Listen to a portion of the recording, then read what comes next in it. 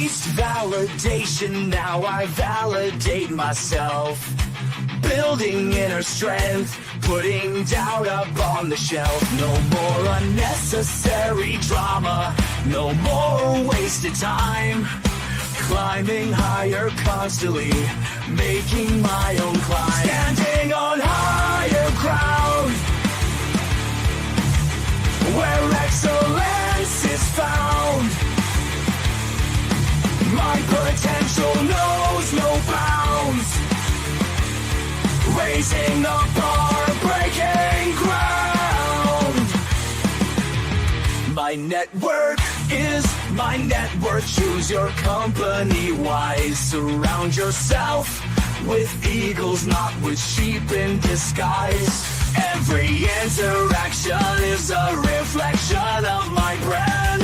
Quality over quantity, that's my personal command. Standing on higher ground, where excellence is found. My potential knows no bounds. Raising the bar, breaking ground. Whoa. I'm not just living, I'm manifesting my vision. Cutting through limitations with surgical precision. My expectations are my compass, my respect is my shield. To mediocrity and chaos, I will never yield.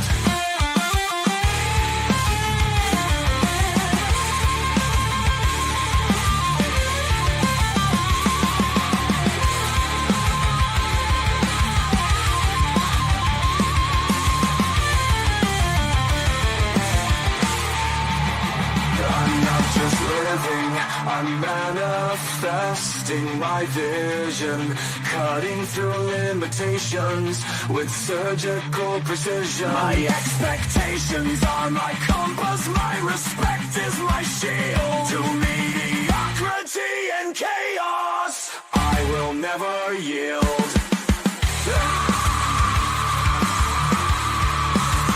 Standing on higher ground, where excellence is found. My potential knows no bounds. Raising the bar, breaking ground.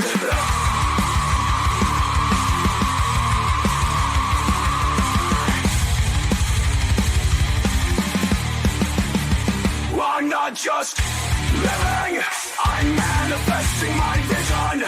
Cutting through limitations with surgical precision.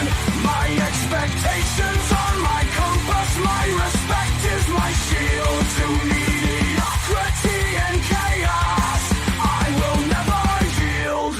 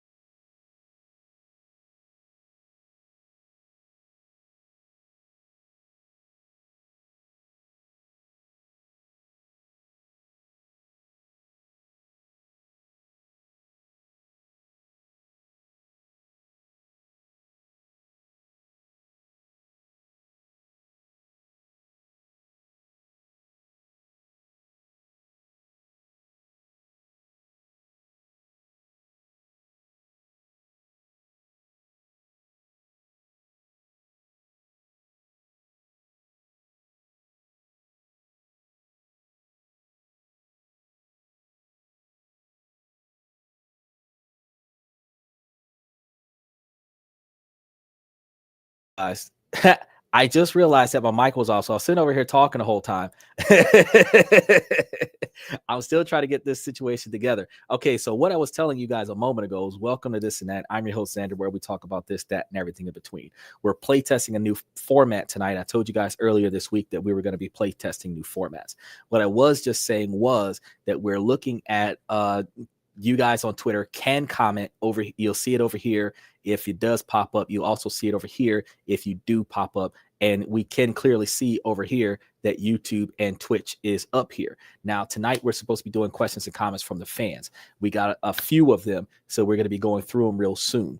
We are live 7 nights a week. We typically are supposed to start about an hour ago, but we do typically start about 15, 20 minutes ago because things happen, and then I got to get prepped for the show, and I want to make sure that I'm bringing you guys facts and information, not hypothetical bullshit. I want to make sure that you guys get real time, real information on a basis. So if you guys are interested in commenting on the show, I know today is going to be rough because I did not reformat the computer before I started the show. So I'm going to be dealing with a little bit of lag. I'm going to try to work through that for tomorrow night's show, but bear with us. We're going to make this work. Let's see. We have 7 nights a week that we're here. We don't let the sun rise without going live. So note that if we don't start on time, we're still going to start. So you see tonight's scheduled. You just know it's coming. Also make note that tomorrow we're supposed to be talking about the dome, how that's going to interfere with our travel, how that's going to interfere with our entering and exiting the country free willingly. And then we're going to be talking about on Tuesday different ways to make money, invest money, save money. And Wednesday, we're going to be talking about apparently Hong Kong because somebody came out with doing Hong Kong. So this Wednesday, we're going to be talking about living and investing in Hong Kong, where Hong Kong is about as expensive as living in New York. So we're going to be talking about that as well. And then usually Thursday through Saturday, we talk about different ways to improve ourselves. Yesterday, we were talking about insurances and the difference between investing in insurances versus investing in stocks and bonds and real estate that could potentially give you the same returns, if not more, and what type of person would prioritize receiving insurances, life insurance, car insurance, property insurance versus other types of insurance versus getting into stocks and everything to that effect. So we talk about a lot of things on the show. We want to make sure that you guys are ready and able. Look, that's the dog. You guys are ready and able to make those informed decisions that you know that you need to make in order to be satisfied with your outcome, because this isn't about convincing you to give me money. This isn't about convincing you to do something that you otherwise would not do. This is about me informing you of all of the ways that you can make yourself successful, and then you taking the initiative to figure out how you're going to make yourself successful going forward. I see you guys on Twitch. Note that this is an interactive podcast, so you guys on Twitch and Twitter can comment onto the channel, and I should see that. If you guys comment onto the channel, I will put you guys up onto the show. And for those of you that haven't been coming to the show, we do give you guys a little bit of intro music when you do dive in. A couple of my guys that come on a regular basis was at least Bayside contributed to the platform, and you got an intro, a highlight intro reel. Mr. Satellite was supposed to buy his highlight reel. He hasn't done it yet, but I got him his highlight reel. So you're going to see when those guys drop in, if they drop in tonight, that they have their individual highlight reels exclusive to them, like name and everything on there. So you'll see that. I try to get a little bit more creative as I do more of these, but for the sake of, as we're going through this, once I see them in the comment section shortly after that, you see a little bit of a highlight reel for them, showing appreciation for those long-term fans, especially the ones that contribute to the channel.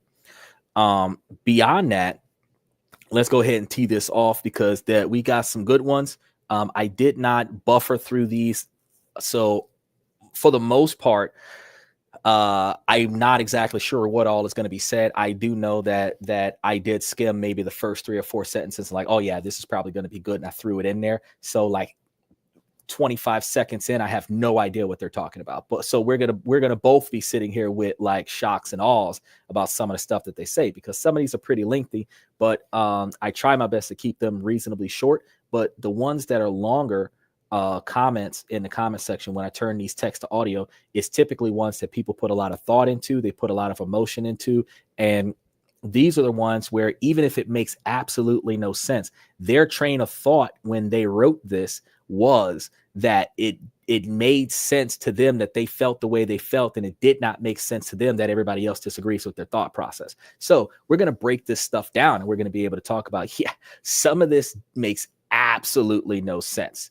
And I want you guys to be able to decipher with me if it makes sense to you. Now, again, feel free to comment. You guys can click those links in the comment section if you want to be brought on in real time. You can say whatever you want to say about whatever you're hearing. I'm asking that you try to keep it reasonably appropriate because while this is an adult platform, we do have some individuals that do pop in that are under the age of 18, and we don't want to corrupt their minds too much. So, if you want to come on, even in the comment section, if you want to come on, try to be reasonably appropriate. If I have to turn off the comment section in order to delete somebody off of this channel, I will, but I'm hoping I don't have to. But let's go ahead and get things started. Let's go ahead and see what's going on today. My boyfriend became distant after this happened. As man, how would you feel?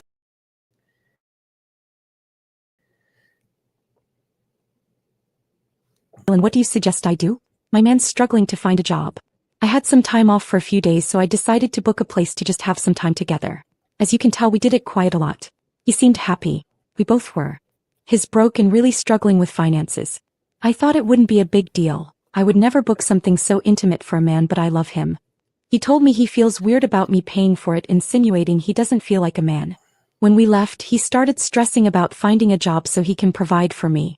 He said something along the lines of I'm the broke boyfriend and started talking down on himself. I reassured him I love him regardless. He said he'll pay me back, but I said don't. He said he will because it feels wrong. Hours go by and he went through my phone and found an Instagram message of a guy who sent me a TikTok video. I stupidly responded months ago saying what's this? And every other message their guy sent me I ignored. He said he feels hurt, he's a sensitive guy, but was laughing at the same time. I reassured him that it's really not like that. I apologized as I understand how that looks. He said he knows I'm not the type to cheat, but I should have deleted every guy from my Insta the way he did with every girl on his Instagram. Next day he said someone stole my wallet, but I know it's a lie. We had plans yesterday, but he completely ignored all my messages and calls. I got into a car accident, not major, just broke my window, and he opened my snaps but didn't reply. I went out with my friends yesterday and dressed up, and he sent snaps saying, "You look beautiful, you deserve to have fun." Still didn't call. Ever since he's gone quiet on me. He only sent a message 24 hours later saying, "Are you okay?" Is he feeling like less of a man because of all of this? I've been ignoring him all day because why isn't he calling to check on me after the car accident? I feel like an idiot, to be honest. I feel hurt as he's ignoring me, and I feel annoyed that he couldn't be honest enough to just tell me how he feels. What do I make of it? And what should I do? Is it because he feels less of a man just because I paid for something?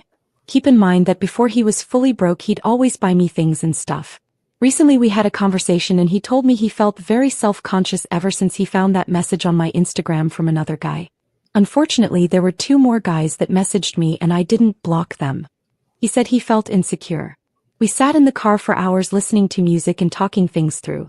He kept hugging me and caressing my face. He looked sad but don't know what else to make of it. Side note, we both come from religious households and he is the guy I lost my virginity to. Maybe that's where my attachment comes from.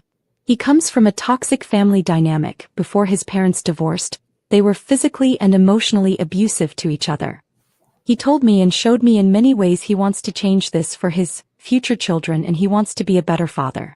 How he admires how great my family seems to be and he wants to recreate it. However, I'm not sure how patient I can be for him to get his stuff together to get married.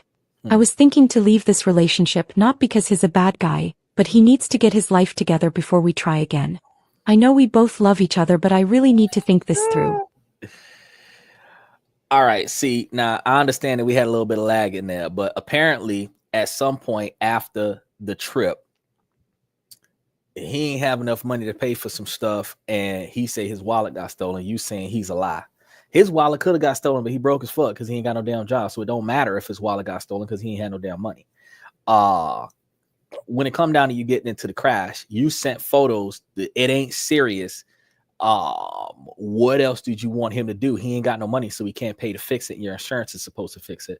He asked you if you was okay. I don't know. You didn't go to the hospital, but you wanted him to do what? Rush to your side and stand there and look at the car get towed? Like, what were you expecting from that?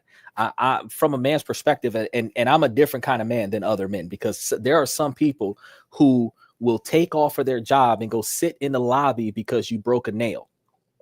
And there are some people who will see you in a coma and not take off from work until they get a phone call from the hospital that you woke up. Okay. So broad scale. However, if he can't impact this situation at all outside of knowing that you're still alive and you're not hurt, what else is he supposed to do about that? Now, moving forward, I want to touch base a little bit on this whole Instagram situation. Instagram, Snap, all this other shit. This is your boyfriend. Y'all been dating for a while. Why the fuck are you sending him Instagram and Snapchat anything? Not only, okay, I know that there are certain people who put a lot of effort into their online presence. So they don't feel comfortable with deleting their profile, because what happens if they break up, which is self-fulfilling prophecy if you're believing that you're going to break up. And then if you break up, you want to be able to just get back into the mix of things, right? Well, understandably, you can turn your profile to vacation mode, where you're no longer being visible by other people, so nobody can contact you until you decide to take it off of vacation mode.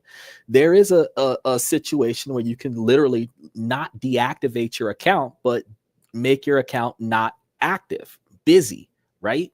Then you could delete the app off of your cell phone. And unless it's TikTok, where by deleting the app off of your cell phone, you won't have access to it if it gets rebanned June 20th, which is like 15 days from now, 15 to 18 days from now, something like that. Outside of that, all the other platforms that are widely accessible in the United States, you can delete the app. You could just turn your profile off and delete the app. You're not getting messages.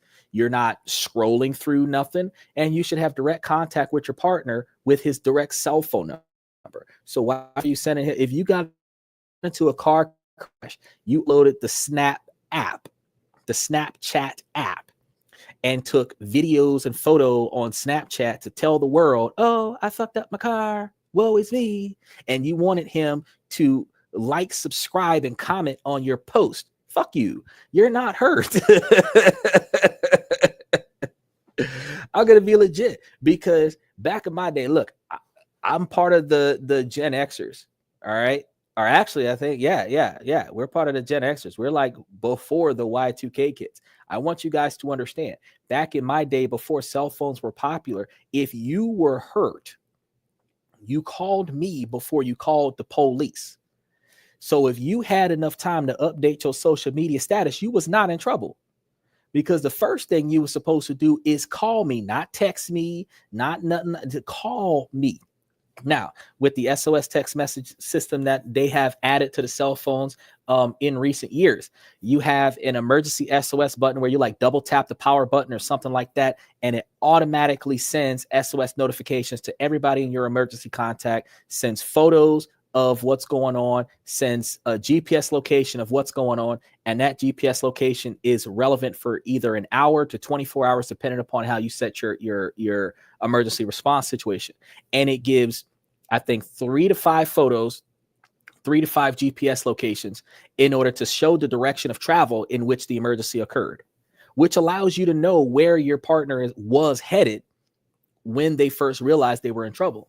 Now, that app gets annoying, because if you accidentally double tap quite a few times, you're sending false positives that you're in an emergency situation. But the fact of the matter is that there's a function on your phone where you're, just like you get that emergency broadcast system when somebody's kid gets abducted, just like you get that emergency broadcast when somebody's car gets stolen, just like you would get the emergency broadcast that your partner is in danger. So if you don't have the prioritization of your own safety to call your boyfriend, and then because he didn't answer, send him a photo and then help, then it ain't serious.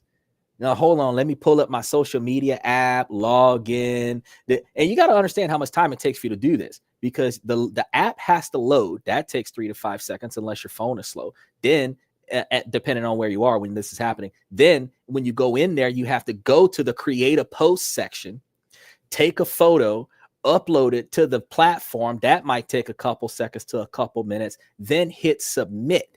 The time it takes for you to pull out your phone and submit a post on Snapchat is a time that you could have made a direct phone call to the 911 operator and had them call your boyfriend and tell him that you were in trouble. So the fact that you was able to post it on social media before you contacted him, fuck you. I don't care if you're hurt or not. I'm just saying, like, that. Look, I'm gonna be real because I would never do that. If I was in a situation where this is urgent, I'm calling family, I'm calling loved ones right now. I should have a thread that allows me to call or text everybody that's important to me at one goddamn time. Should already be prepped up on my phone somewhere. So whenever I contact and I need something, you talking about crack the windshield, it wasn't that bad, woe is you, because he don't care about the crash. He don't give a shit. That ain't his car. He can't afford to pay for that shit, and the insurance gonna cover it. Medical bills is covered by your PIP. What is he supposed to do? He ain't got no job. Nah, let's go ahead and touch base on the other part. You got dudes hitting.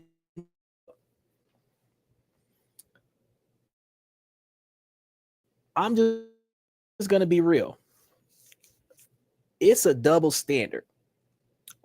A woman's insecure. I just had a female tell me some stupid shit like that last night when I was talking to them on WhatsApp. We just started talking for 2 hours. Now she's telling me some stupid shit like, oh, I hope you don't go and log back into the dating app and message other people. Look, bitch, I don't even know your last name. Yes, I'm going to log into the app and I'm going to talk to as many fucking people as I can find, because if you don't work out, if you ghost me in the next 2 to 3 weeks, somebody else is going to maintain conversation, because we have not committed to shit. I haven't even seen you in person yet. But ladies will want a man to delete, not just turn off the profile like I recommended, not just, uninstall the app like I recommended, literally completely sever communication from every other person of the opposite sex to ensure that a man has no opportunity to find anything better than the person that he's talking to right now. Not that the person he's talking to is not valuable, but if the person that he is talking to is not benefiting his agenda and his objectives, she wants to make sure that he has no opportunity to find somebody else who's willing to step up and do better. That's like telling your boss that we're never doing a job fair to make sure that you don't hire any more interns that might do my job better than me, knowing that I'm not doing my job good enough. That makes no fucking sense. And the reason why it makes no sense is because if you was doing what you were supposed to do as a partner, it doesn't matter if you're a man or a woman, if you are doing what you were supposed to do as a partner, your partner is not looking for anything else. They're not going to be tempted by anything else. They're not going to be encouraged by anyone else. So if you are insecure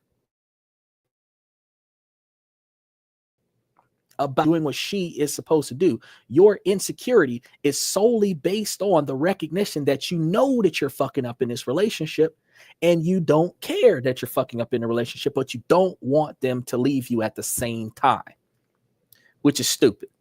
Because if you know that you're not doing a good enough job, but you don't want to get fired, do a better job. Now, if your boyfriend deleted everything off of his social media contacts, so he has no females on his social media platform because of you, mutual respect dictates that you're supposed to have no dudes on your social media contact to reciprocate his loyalties to you. Because a lot of times there are people who will make it the man's responsibility to prove his loyalty and dedication by making extreme, unnecessary sacrifices to what his otherwise operation would be, under the sole purpose that it makes her feel more secure. Women deserve security in a relationship. but it is not supposed to be in any way, shape, or form more requirement of a behavior practice from a woman that she is not going to reciprocate for her man. So yes, you might want me to not socialize with women in public outside of bare necessity. Fine. But that also means you're not supposed to be socializing with men the exact same way. No flirting, no work husband, no male best friend, because you told me I can't have that. That's mutual respect. If I can't have it, why are you allowed to have it? Oh, well, you got to understand. No.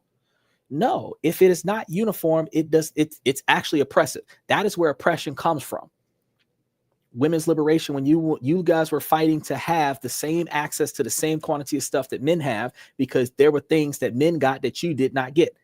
Equality, right? Now, you cannot say that he's not allowed to have something that you feel like you should have and he should ignore in your relationship, because that's not cool. Now, another thing, she said it. She's looking to get out of this relationship. She's not supportive. She said that she's looking to get out of this relationship. I disagree with that mentality. If you're in this relationship for the long haul, your husband or your wife might lose their job. They might flunk out of college. They might get into a car accident or fall on a job and not be able to work for 9 months. They might not be able to get back to the job that they used to have for 2 or 3 years. They might have to start over in a different field based on the injuries. That does not mean that your partner is not as valuable as they was when you found them, unless what you found them for was the money they were giving you. If you found them for the companionship, if you found them for the loyalty, the dedication, if you found them for the prioritization of you and your shit, then whether or not they job or not doesn't matter. If the boyfriend mattered to her as much as her own personal, find another job, she would be helping him another job.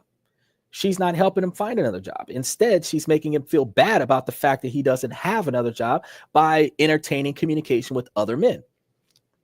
And that's why the man is insecure, because she is looking for other suitors. That's why some random guy can send her a message in her DMs, and she not only responded to it, she didn't delete the communication or block the guy. 2 other guys sent her messages. So she's had 3 men in a short period of time started communication with her, and she did not reject any of them. There are signs there that she's moving on, because while the initial interaction with these guys is still there as a placeholder on a platform, whatever conversation that y'all had that didn't get that could have gotten deleted, because you've got conversation there that didn't get deleted, which is conversation that's not incriminating. But there could be conversation there that was incriminating that got deleted before he went through and saw that. So at the end of the day, you still have a problem. Because let's flip the script now, ladies. If a man had received a text message from a girl that is not his family member, you would be pissed off. Because this girl is new. She wasn't here before you got here. This isn't a childhood friend. This is a new female that is messaging your boyfriend. You would fly off the handle on that. You would not be okay with that. And 3 women? Why is he giving out his contact information to all these hoes? That's what you're going to say. So you are going to talk down to him if he behaved that way. So mutual respect would dictate you are not supposed to entertain any kind of communication from any kind of dude on social media, because you would not tolerate him having any kind of communication with any kind of female on or off social media, much less in person. God forbid in person. Exchange phone numbers in person. Oh, he's cheating, right? So think about what you're doing. Now, your mind has already been made up, lady. You said that you're considering leaving, which means you've already left. And then you're like, oh, we'll get another try when he has more money. That means you ain't shit right now today, because if he is failing. The marriage happens for better or for worse. If I'm rich or if I'm poor, if I'm living in a crane mansion or under a cardboard box, you're supposed to stay by my side no matter what. If I am taking care of you or if you are taking care of me, that is the for better or for worse part. If I take care of you when you're sick and you take care of me when I'm paralyzed, if I'm catering to you when you're cramping or you're wiping my ass when I got Alzheimer's and dementia, that is the for better or for worse. If I forget my bodily functions, you start changing my diapers at 70 years old, I'm the same thing as me going to the store and getting you feminine products every month for the next 20 years. The for better or for worse. So right now, early on in a relationship, you're showing that you're not devoted to the person that you chose shallowly because he's on hard times financially. It takes a man 3/4 of his life to get to where he can settle down or get to where he can say that he's satisfied with where he's at. And if he's not satisfied with where he's at, to be content with where it's at, it takes 3/4 of his life. You're in your fucking 20s. Okay. He would have just started working at 15, 16 years old. He has not put in 1/3 of his life. You still got 15 more years of him trying to be successful before you could say he's had plenty of time to get his shit together. Most kids are still kids at 26. So y'all 22, 24, he hasn't even been an adult yet, but 4 or 5 years. He has not had that pro status experience. People that are 40 years old just started getting their shit together at 35. So he's 20 something. You're giving up on him before he even got started. You didn't close the sponsorship on a race just because he fell at the starting line. What kind of shit is that? What kind of shit is that? You betting against him before he can make a comeback. Now you might find him down the line, Fortune 500 man. Now you want to rekindle something. Again, fuck you. You don't deserve that he got on the back end when you circle back on his ass because you didn't want to stay with him when he ain't have shit. If you not with him when he has shit, didn't they say on Hustle and Flow it's hard out here for a pimp? If you ain't trying to be out here when I ain't got nothing, what the hell do you think I want you to be here for when I done got it all by myself? You bailed out on me when I needed you. And I drug myself up by my bootstrap and made myself somebody. And now that I am somebody, now you want to come back and be somebody with me. Hell nah. You ain't with me when I'm a nobody. Why the fuck you gonna be with me when I'm a somebody? Yep. You support your friends by buying their product, by paying for their dream, investing in their success. You don't show support for your friends by getting free shit, by getting free access, by being paid to show up. You're not supporting them. They're supporting you. If your homeboy is a DJ at a nightclub, you're supposed to pay cover. If the DJ booth is in the VIP room, you're supposed to pay for extra cost to get into the VIP room. You're not supposed to get free cover backstage just so that you can go hang out with your homeboy that's the DJ. Yeah, I know people use their friends like that. But that's not what that's about. You supporting the fact that he's got an exclusive access to this venue.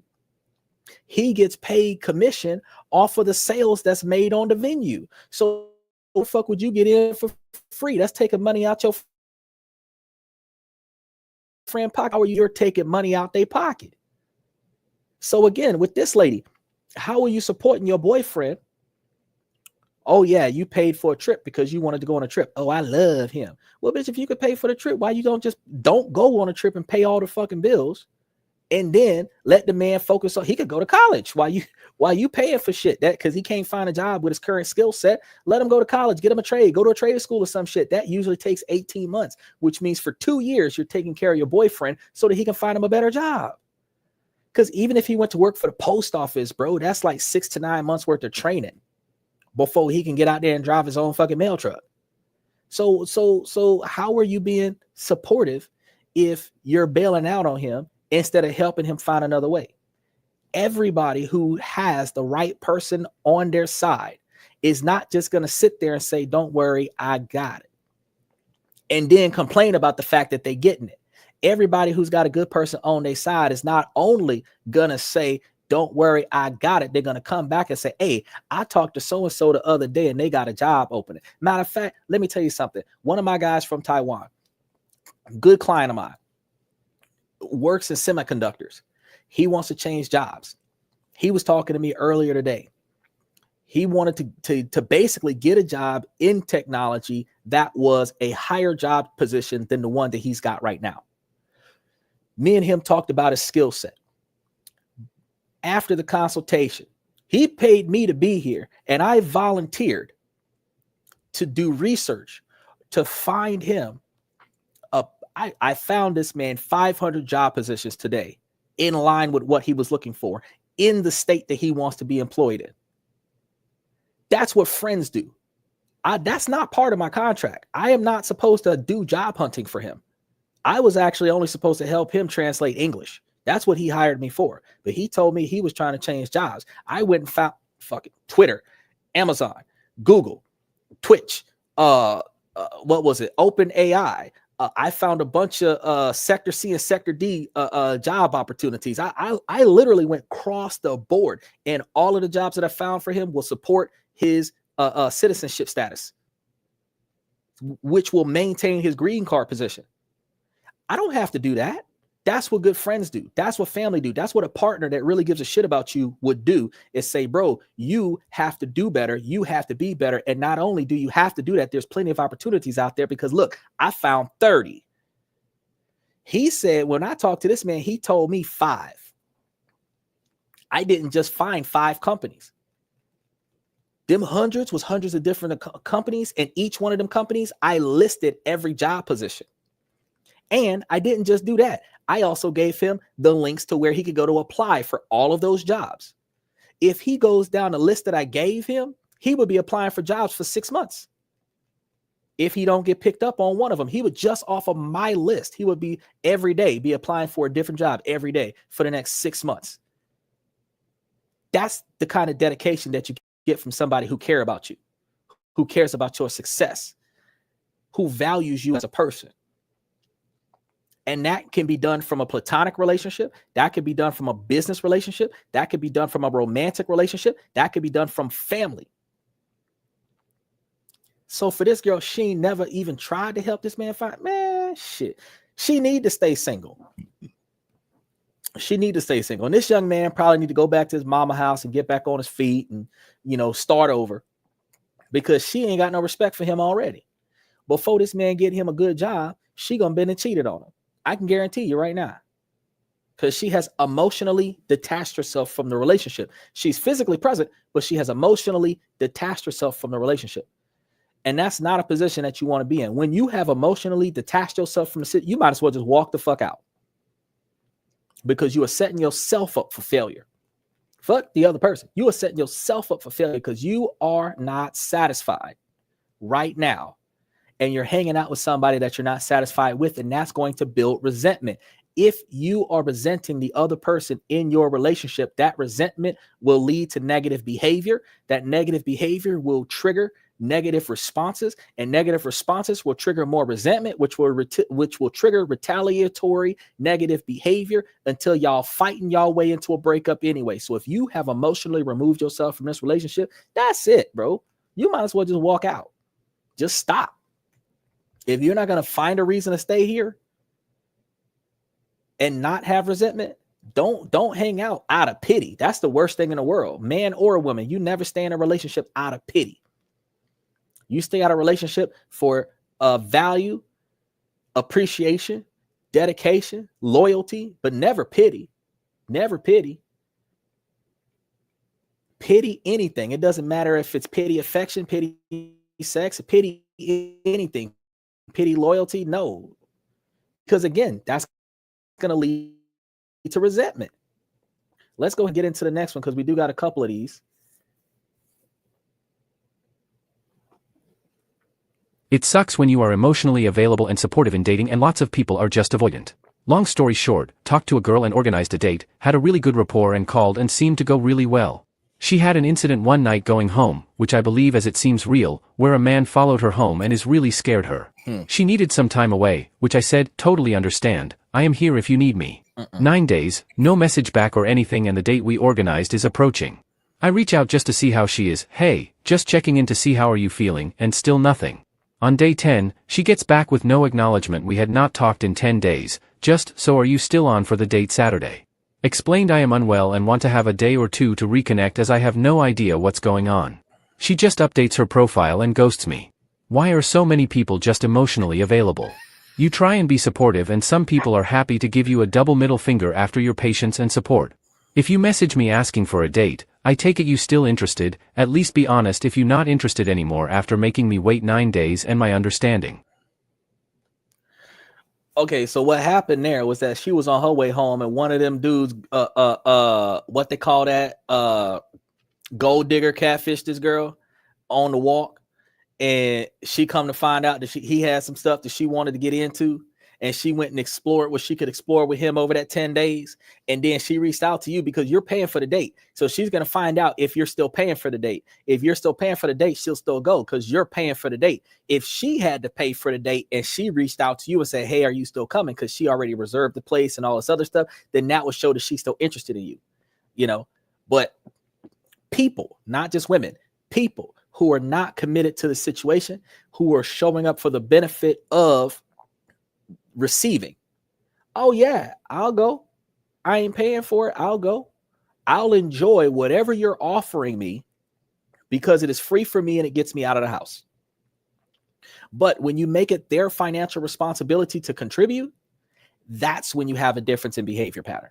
That's when you have a difference in response. Once the benefit of her receiving a free night on the town with you was no longer an option, that was it. She ghosted you. And the reason why she ghosted you was because if you would have said, yeah, we're still going on this date, she would have went on a date with you. And then after that date, she still would have ghosted you.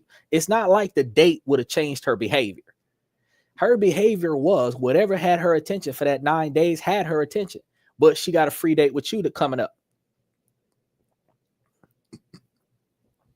Ladies, jump in now. Correct me if I'm wrong now. Let me know that I'm not telling y'all the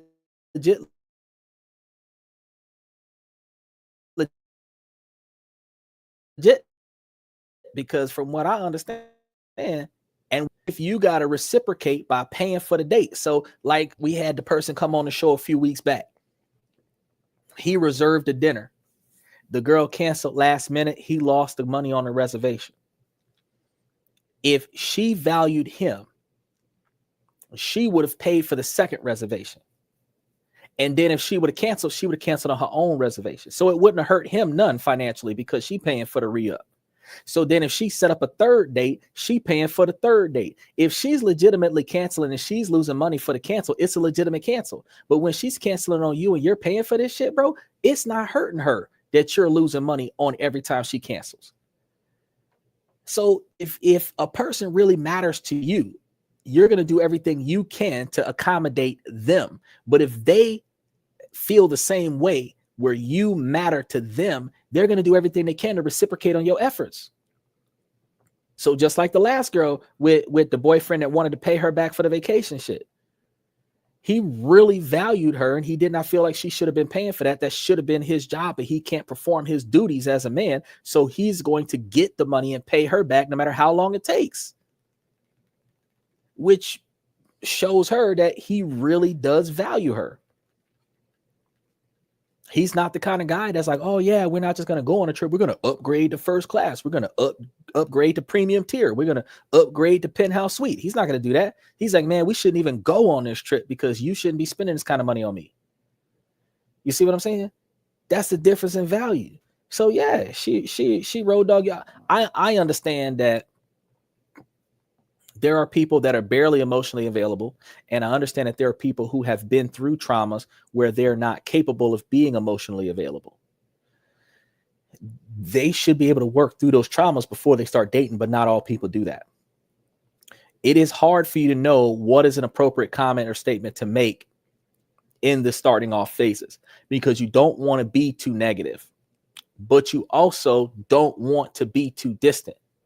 If the truth is negative, you can't lie and say that it's all strawberries and raindrops and shit when you know that it's hell and damnation around this piece. but you also believe that you should not get into the dating field if it is hell and damnation around this piece. You want to try to wait until there's less chaos in your life, but there's never a right time. It is just the right person to ride that rail with you. Because just like Final Destination, if you got a female that'll go through that with you and survive it, then you got you a road dog. You got somebody that's in it with you. And that's what everybody is looking for in life, is for that person, no matter what, who is not going to turn their back on them. That's what you're looking for. So if the person is only there for easy street, that's not a lifelong partner. That's a jump off. That's a friends with benefits. That's a fuck buddy. That's what that is. That's not a lifelong companion. That's not wife material. That's not husband material. Because you can't count on them when times is tough. Why the hell are they there when times are not tough? So we need to rethink what we're looking for in first contact. But yes, you don't want to do a pity party with the first 20 text messages you get with the other person, the first 2 weeks that you're talking to them. You're not trying to talk about hard times. But if you got consistent hard times this year in 2025, you're in June of 2025 come next week, and you still on hard times in 2025, you might as well just make it clear that in 2025, you got hard times. You ain't got to go into details. The struggle is real right now. And you got to make it known that if you're getting involved with somebody and this might turn serious, you got to let them know, hey, I got some stuff I'm working out, but I'm working it out. Now you can work it out with me or not. But before I invest too much into you, I need to know that you're here, even if it gets harder. Y'all got to find that out before date 10. And some people might say, shit, that's too much to ask for.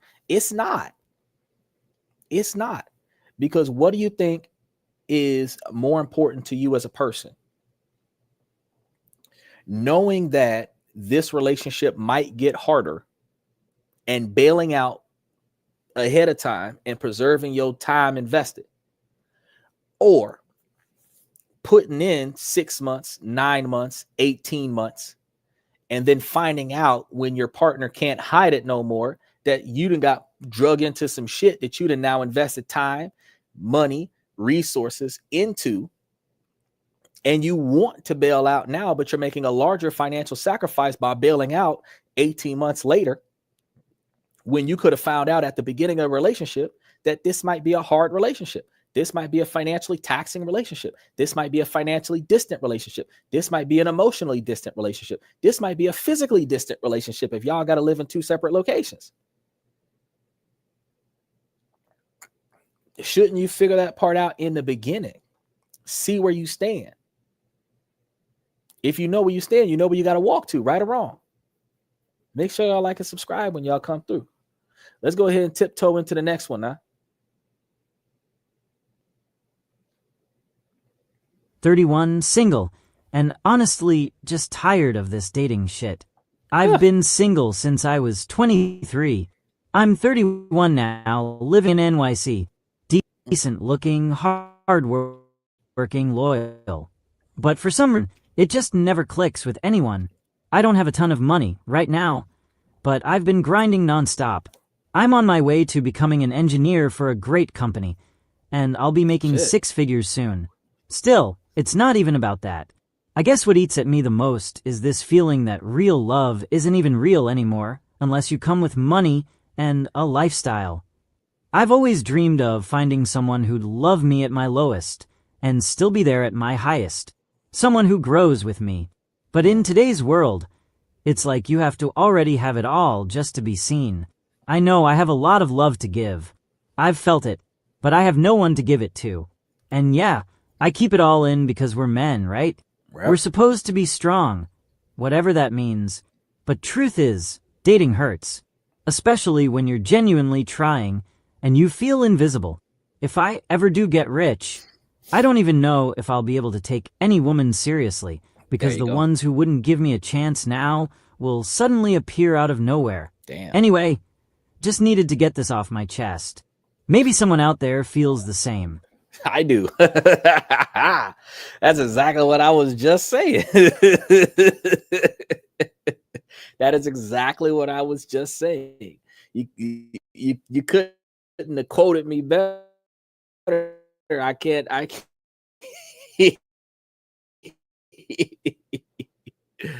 Okay, so check this out. This is the Western culture that we have to deal with. Men are not seen until men are 6, 7, 8 figures. Some women who have nothing will accept a man that's 5 figures, but women who have something want a man that has more than that.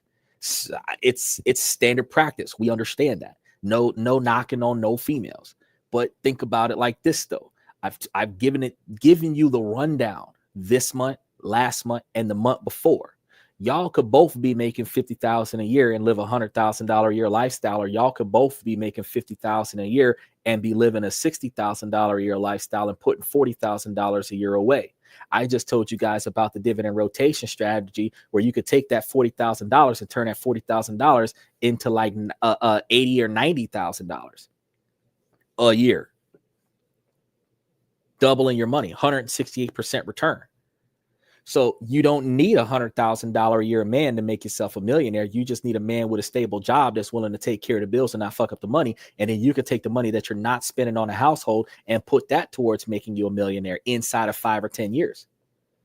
The motivation y'all have to stick together is that he's keeping everything afloat and you just tripled the money over the past 2 years. That motivates both of y'all to figure this shit out. The women in the 70s and 80s stayed with the men, not because they had no other choice, was because they put effort into the man to be the success that he is, and they reaped the rewards of that investment because whatever he gave it to his woman. She took care of the bills before we had financial technology. Men used to go to work and bring their money home and give it to their wife and let their wife take care of the bills. Let the wife take care of the grocery shopping. Let the wife take care of the clothes and shit for the school and the kids and the husband and stuff. The good men who had good women did not know what their pants size was, did not know what their suit size was, did not know what their shoe size was because their wife took care of all that. He just put on whatever she gave him, which you could tell the difference between a man that had a woman versus a man that didn't have a woman, because a man who did not have a woman did not carry himself as well as a woman who took care of her man. You knew which men were loved because that man looked better than the men that weren't. And the man that was loved by somebody else was the man that all the other women wanted because he carried himself better than the man that did nobody want. Nowadays, women are just after a man with a ring on his finger, an expensive car, and expensive clothes. But back in the day, a woman knew that a man had something worth getting because of how well he was kept on his way out the door.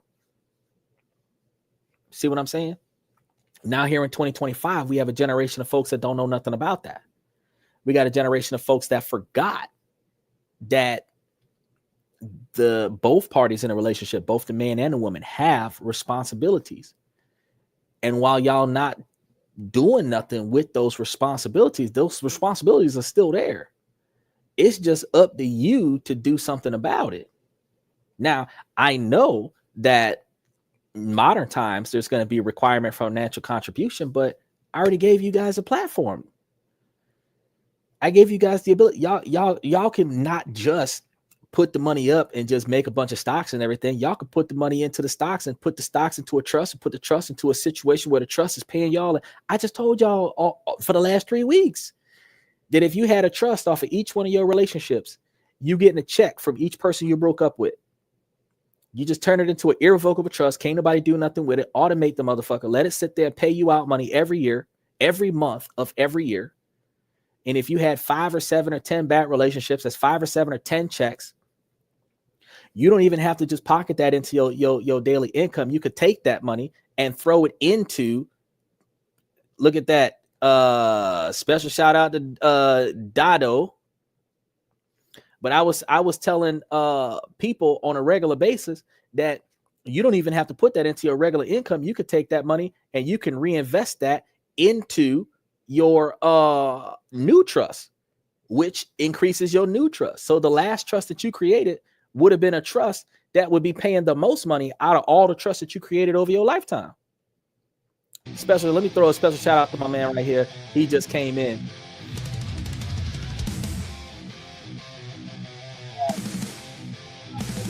is new to the show. This is the first time he's been here, so I really appreciate him coming to the show.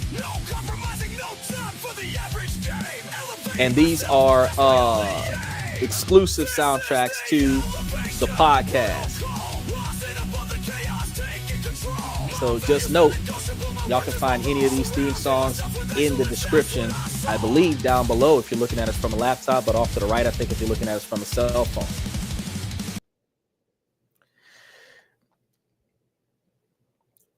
Moving on.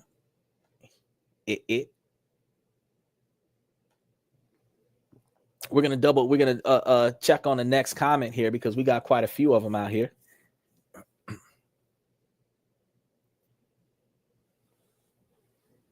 Normal or nah, I tend not to swipe right on people I find too attractive for two reasons. The old, too good to be true assumption that they're either a scam or a bot. If I find someone too attractive, I feel like they're less likely to reciprocate. So I just swipe left for both of us. I don't know how the algorithm works. So ick at the number of people that want to match with me affects the pool of people I'm being shown to. I play it safe and stick to a lot of middle of the road who've at least written something in their bio. But I'm beginning to wonder if I'm really just missing out on possibilities in the long run. I'm thinking too hard. Dizzy face, Dizzy, this is what happens when you gamify dating. Okay. I'm gonna answer his comment, but I'm gonna start with Shut. So can trust protect you if getting married like a prenup would?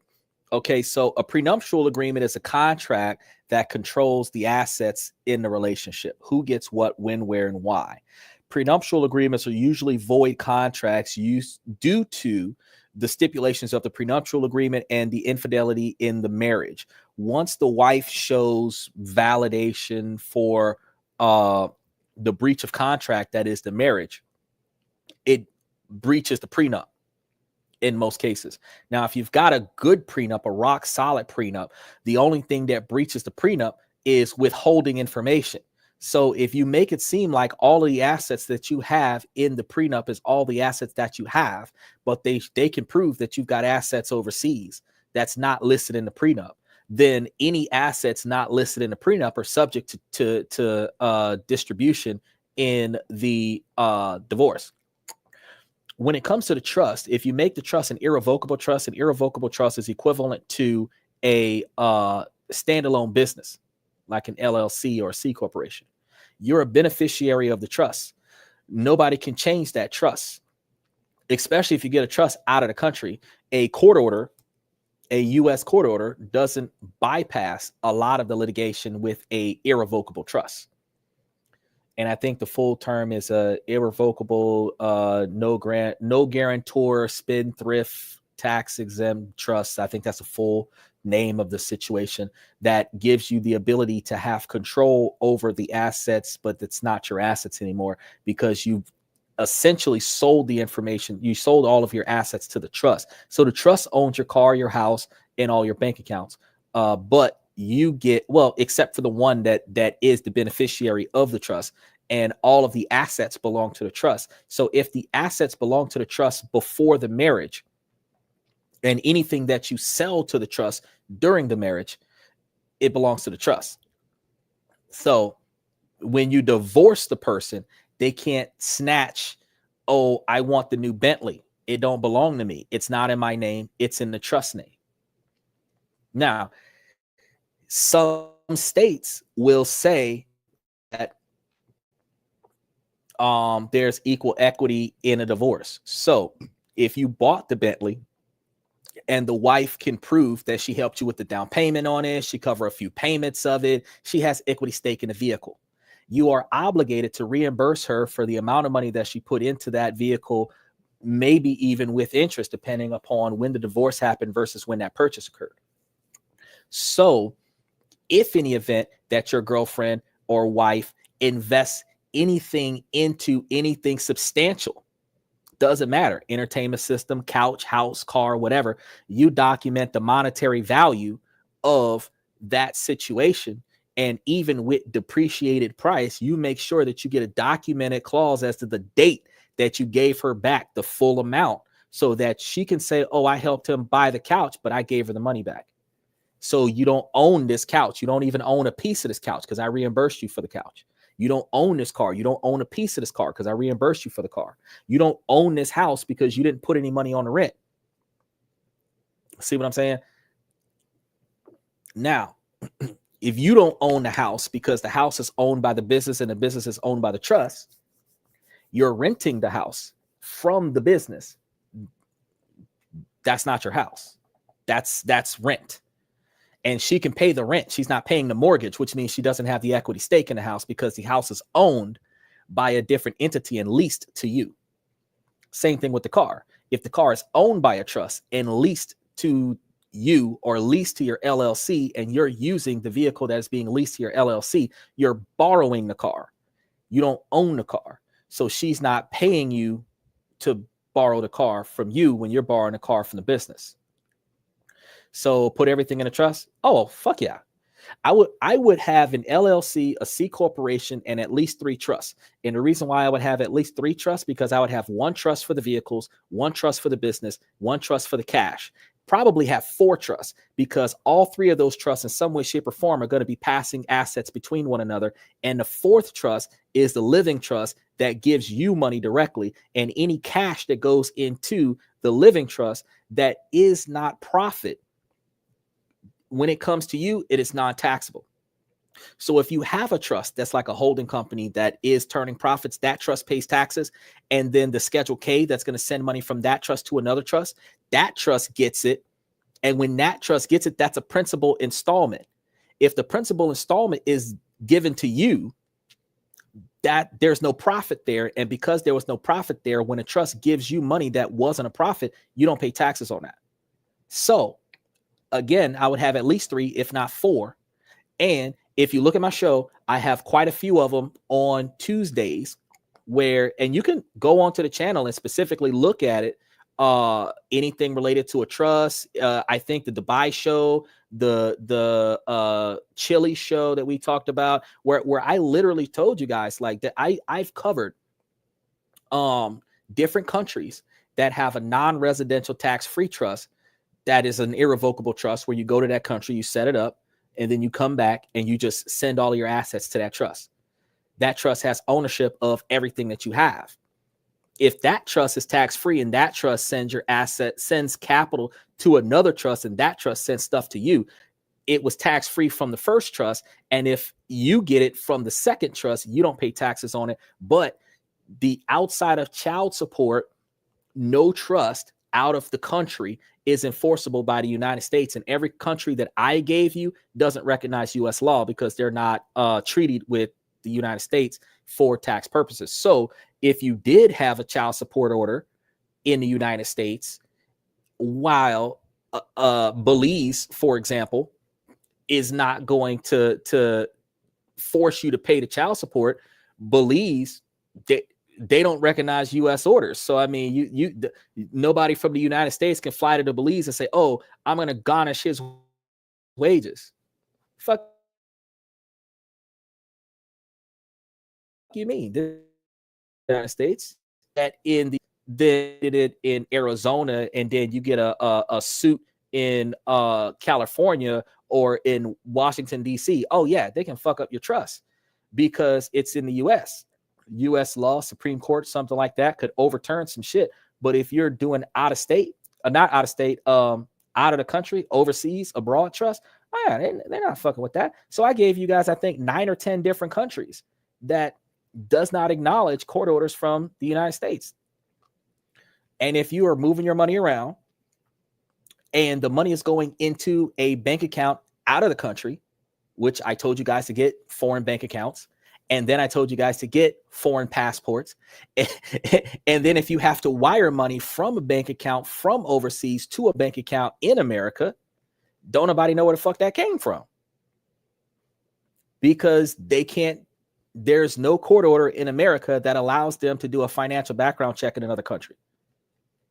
They can't do it. There's laws in other countries that protects their citizens, that protects that prevents the U.S. from invading financial privacy of people in their country. So you can literally get trust. So you say you want to learn about this kind of stuff, bro. You could literally subscribe to this channel and go through all of the shows that we talk about, because this is the kind of stuff that we talk about every week. We talk about how the government is fucking up things right now, and it's going to negatively impact the average broke person.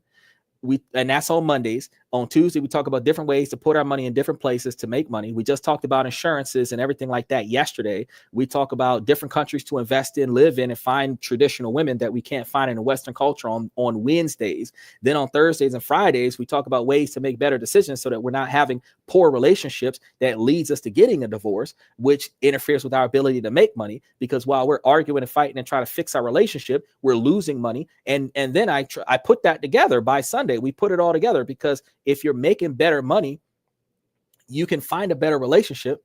And if you have a better relationship, you can focus more on money. If you have a driven woman that is looking towards your success, she's helping you make money. Even, yeah, it's the man's job, but I mean, she's helping you make money. She's not just spending all your money. You said, nah, you cooking. Yes, sir, I do cook. That's right. That's right. I cook, but you got to let me cook, though. You got to let me cook, though. You came because you saw the Fit Chef bacon chicken wrap burrito that I put up on the show. Oh yeah, of course. But guess what?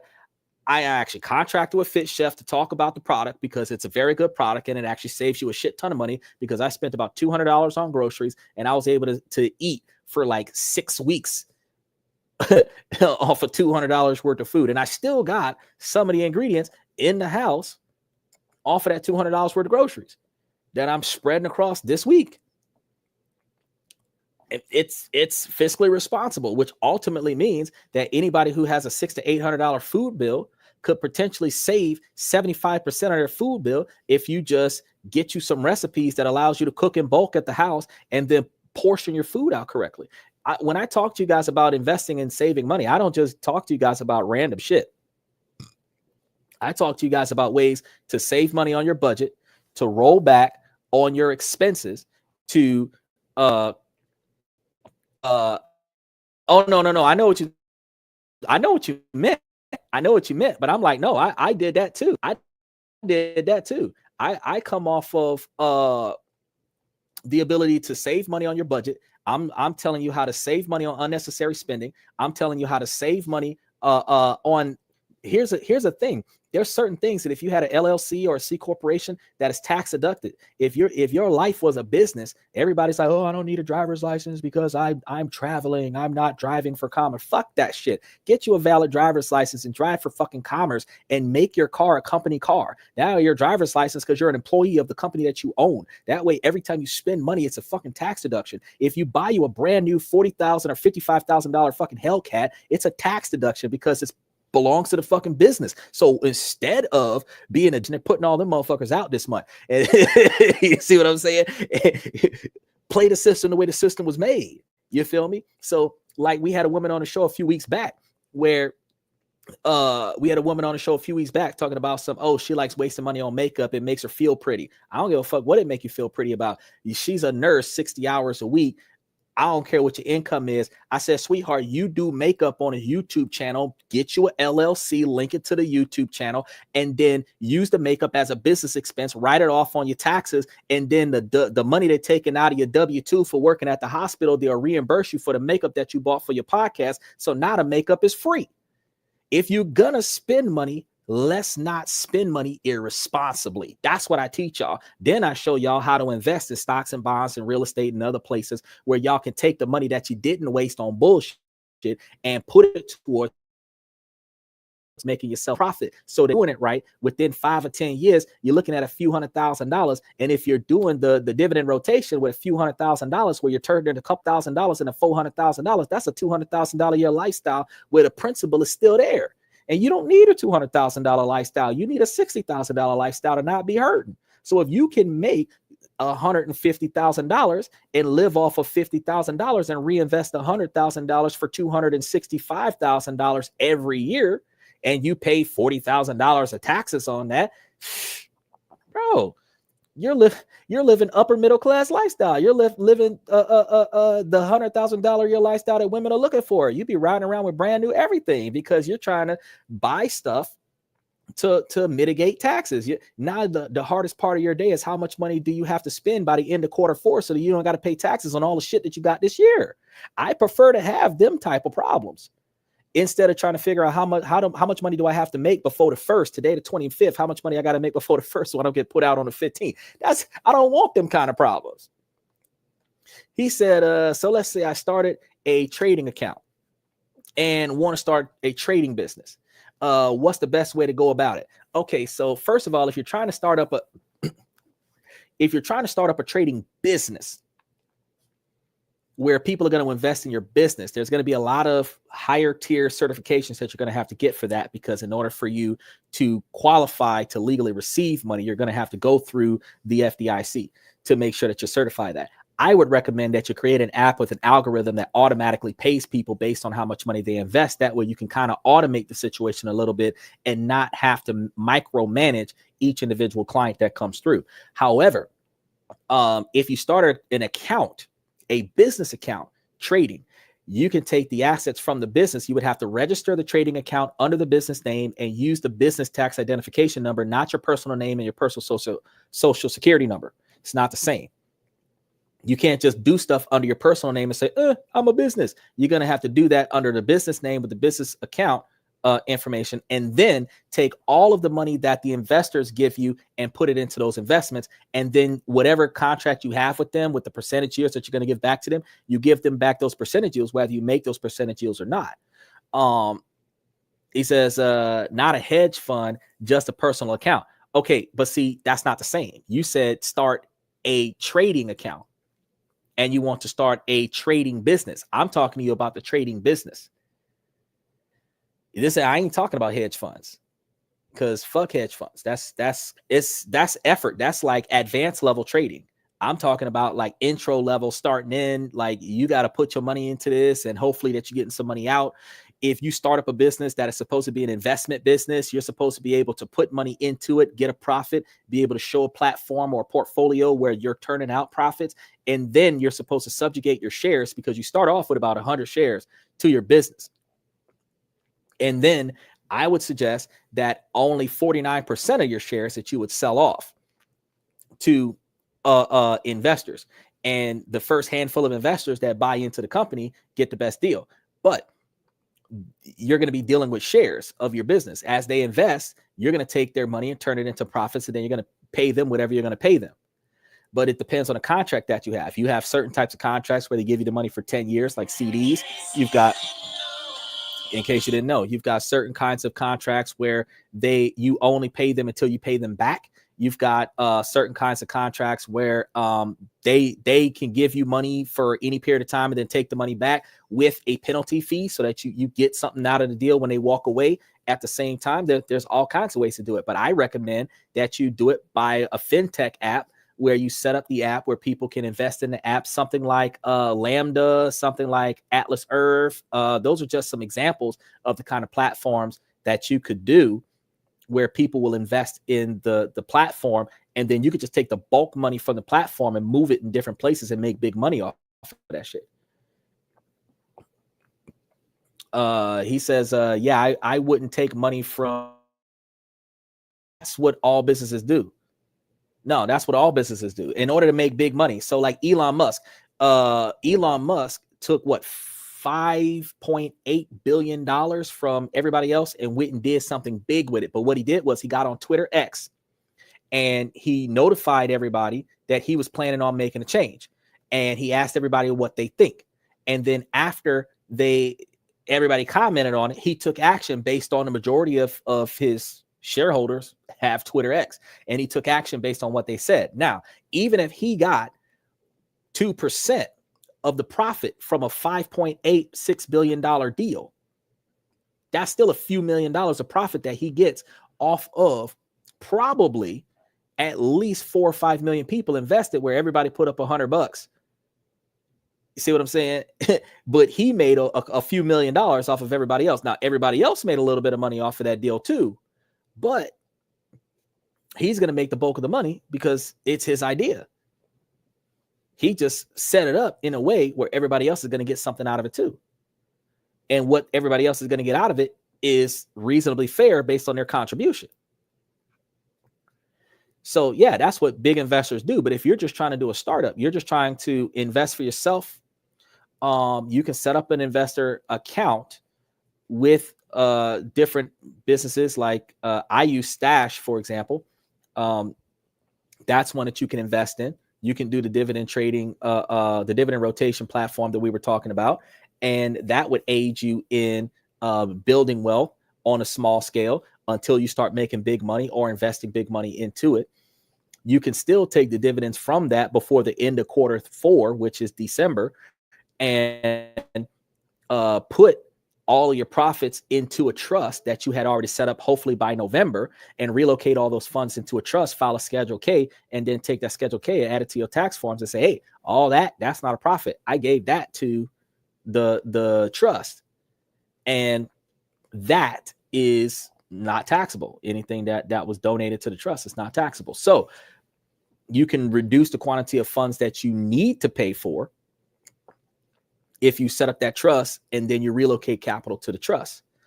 The trust, if the trust receives profits to a certain magnitude, may have to pay taxes on the capital that it receives, but the trust in and of itself is separate from you. So if the trust is investing in real estate and other such scenarios where there's no profit there for the trust, because the trust has to pay for mortgages and car loans and everything to that effect, or cash loans, because I would recommend you get a cash loan, not a car loan. If you get a cash loan, the ownership of the vehicle is not tied to the cash.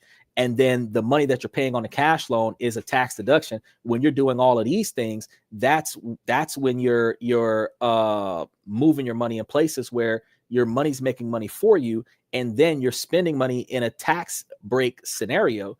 Because if it's a business loan, a cash loan for a business, which is called a working capital loan, that loan is covered by your assets.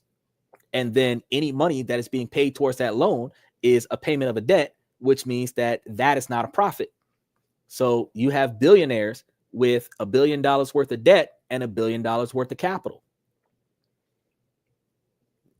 Technically, they're rich, but on paper with the IRS, they didn't make any money. They might owe more money than they made, which means that they don't have to pay taxes on that.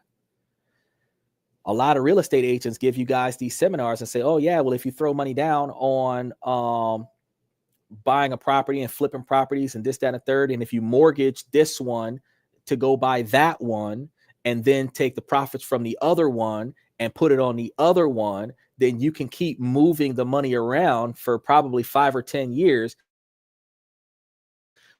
before you even have to pay first time on the grant that you received 10 years ago. And that's true. But you got to watch the show. You got to watch all them episodes. I got a bunch of them up here because I go live every day.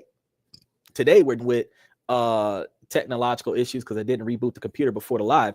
But usually we don't have these technological issues. It's about time to call T-Mobile and get that $150 discount on the phone bill. But the thing is that oh yeah, because tomorrow's the 27th. So yeah, I definitely got to call them. I definitely got to call them. So yeah, what we're looking at is if you make these shifts and these changes, yeah, you'll see difference. I just helped my homeboy. Me and him, we worked with the LLC together. He just saved 30 grand last year. This most recent tax season, he just saved 30 grand. Cause everything that happened, part of the business. Then if you're making money like that and you start traveling, that's a business expense. See what I'm saying? Then when you start traveling to different countries, that's also a business expense. Hotel fees, per diem for food. If you put your family on deck, that's a business expense as well. If you hire your kids, you got kids, you hire your kids. Don't just give them an allowance to be cute. Fuck, make them bitches work. And then you do a 1099 or a W-2 for them and that's their allowance. Their allowance is their paycheck. And there's no labor law that says that you're not allowed to work your kids at 8 and 9 years old. Whenever your kids want money for shit, you got to start working. You got to start showing me what you can do. Then you teach your kids how to diversify their income by utilizing different sources. Teach them at a young age that the group of us is the system. And you need to get money from outside the system to increase the profitability inside the system so that you can have more resources in the system, so that they can take the knowledge and stuff that they learn from you in the house and go out and try to get that money from somebody else, instead of just depending on mom and dad to give me a paycheck to clean my bedroom and do my homework. But you can get a lot of cooperation out of your children just by turning it into a business. And then you can give kids up to these years, I think between 13,500 and 14,500, and the kids don't got to pay taxes. So you're teaching them responsibility. You ain't got to buy them nothing because they can buy it with their own money. You're getting cooperation with the rebellious teenage years. It's a tax deduction because and paid is deductions, and you can still, even though your kids got their own paycheck, you can still claim them as a dependent on your own personal taxes. You just got to make sure when you show them how to file their taxes that they're claiming you as the head of household where they're still a dependent. And as long as everybody's tax forms are together, you got it. You got it. But now think about this. If your kids are your employees, your wife is your employee, your husband is your employee, right? Doesn't matter which one of y'all is doing this shit. If y'all are having a family dinner and you're talking about work, that's a tax write-off. Legit.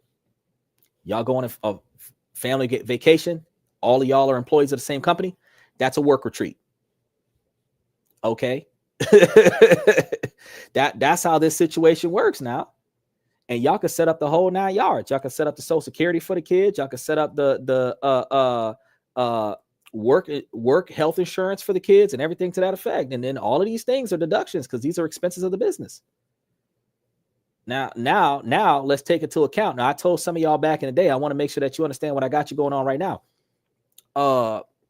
Your kids' education, the public schools, nonprofit organization. I got a whole show about that. I told y'all back in the cut.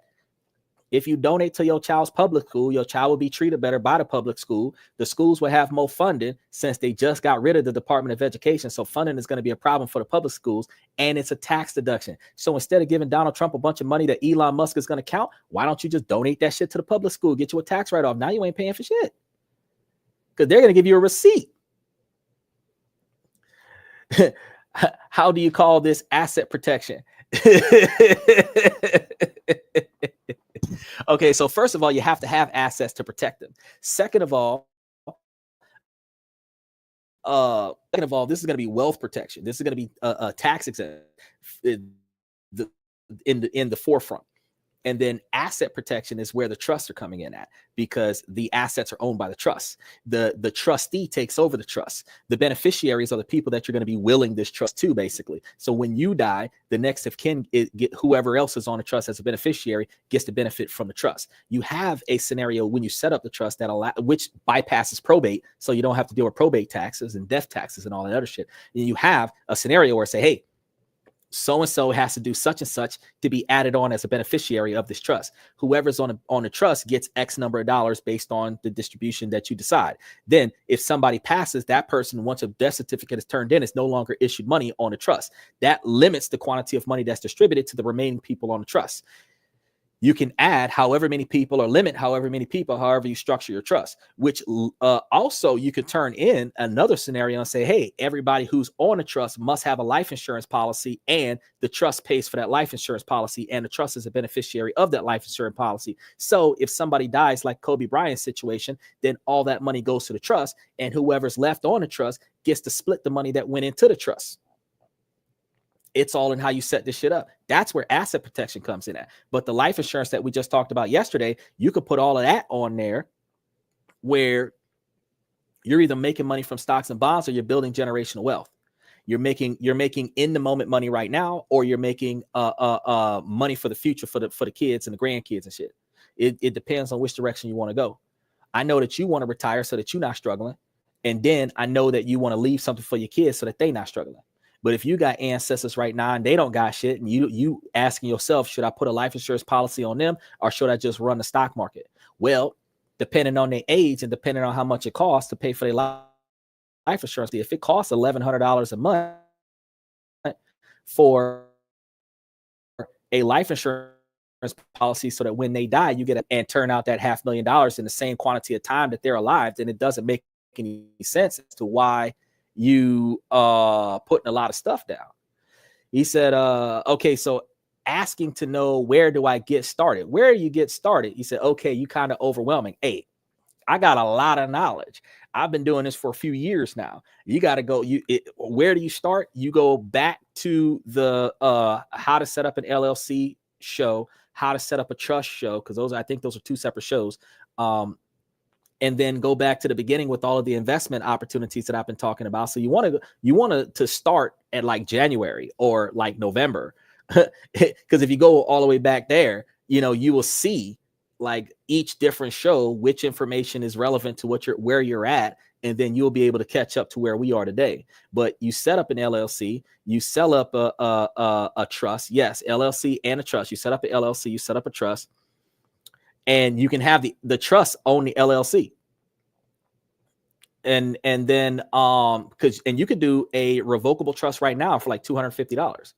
And then when you're satisfied with the full development of the revocable trust, then you can turn it into an irrevocable trust where nobody can change it after that. And if you set up the irrevocable trust for like $250, and then you set up the LLC for another $350, that's like $600 to set both of them up. And then you're an employee of the trust, but you're the founder of the not the trust. You're the employee of the LLC, but you're the founder of the LLC. So when you invest in the LLC, you get deductions from the LLC, and you can actually you can make the trust like a 50% shareholder, 51% shareholder, and then profits from the LLC goes into the trust, because the trust is the owner.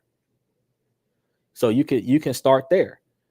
And as we go along, the more shows that you come and participate in, as we go along, I start piecing together some information that I told y'all in the past and add that with some of the other stuff that we're talking about in the present, so that you can see, shit, we can go from being broke to having money without having to beg, borrow, or steal. We ain't got to swing no more, y'all. We ain't got to be doing them gift cards. We ain't got to be hitting licks, scanning barcodes and shit. We ain't got to be bootlegging nothing. We can legit take what we earn that we don't need, that we otherwise would have wasted on bullshit, drinking, smoking, clubbing, chicks, dudes, if you're spending money on dudes, and we could put that towards investing. Because I just told you guys, Orchid Island, y'all need to be investing in that right now. Orchid Island is in like 3 days closing the books.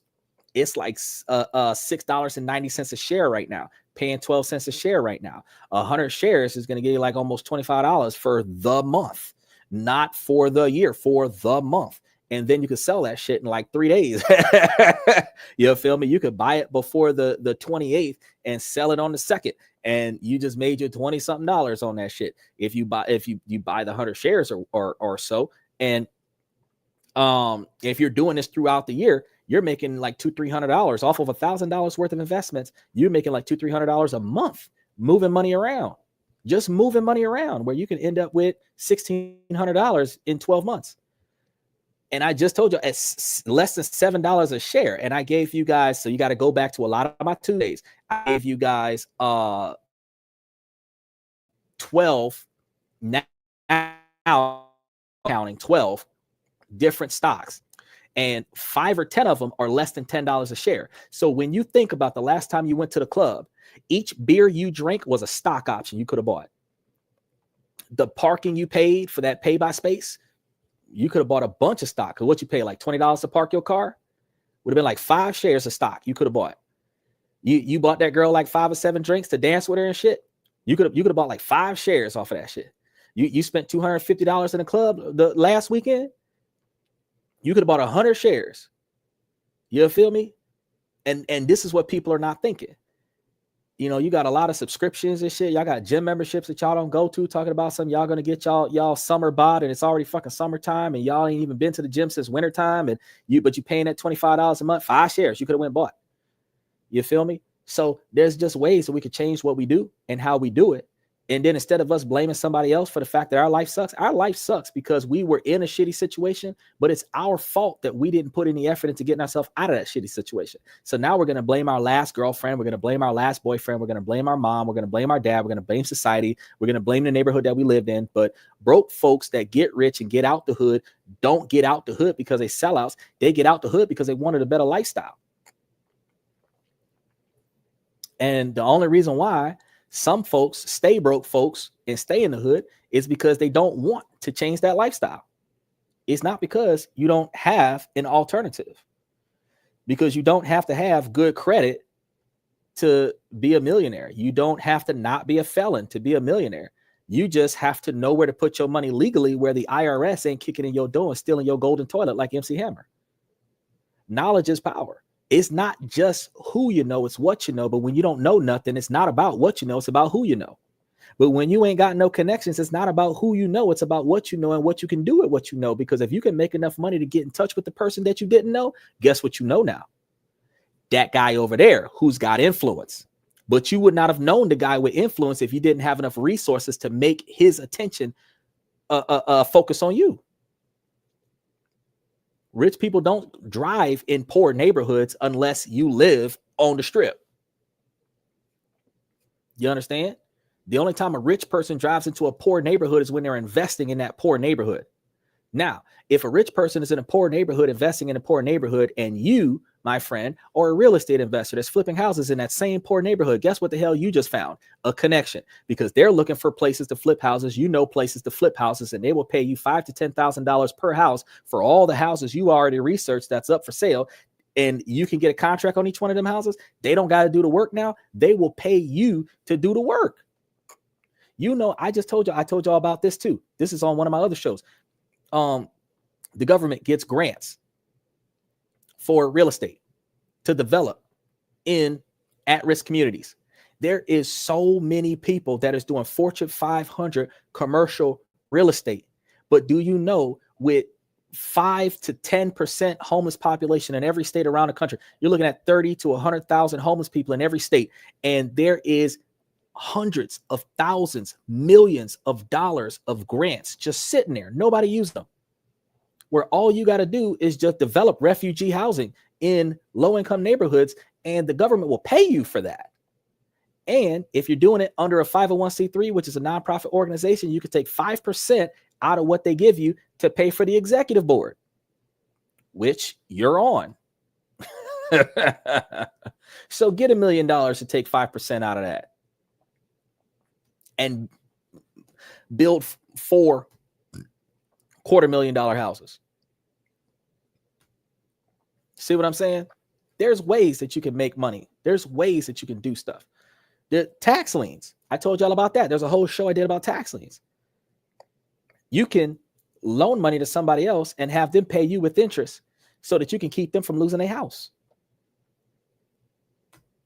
That's a whole thing.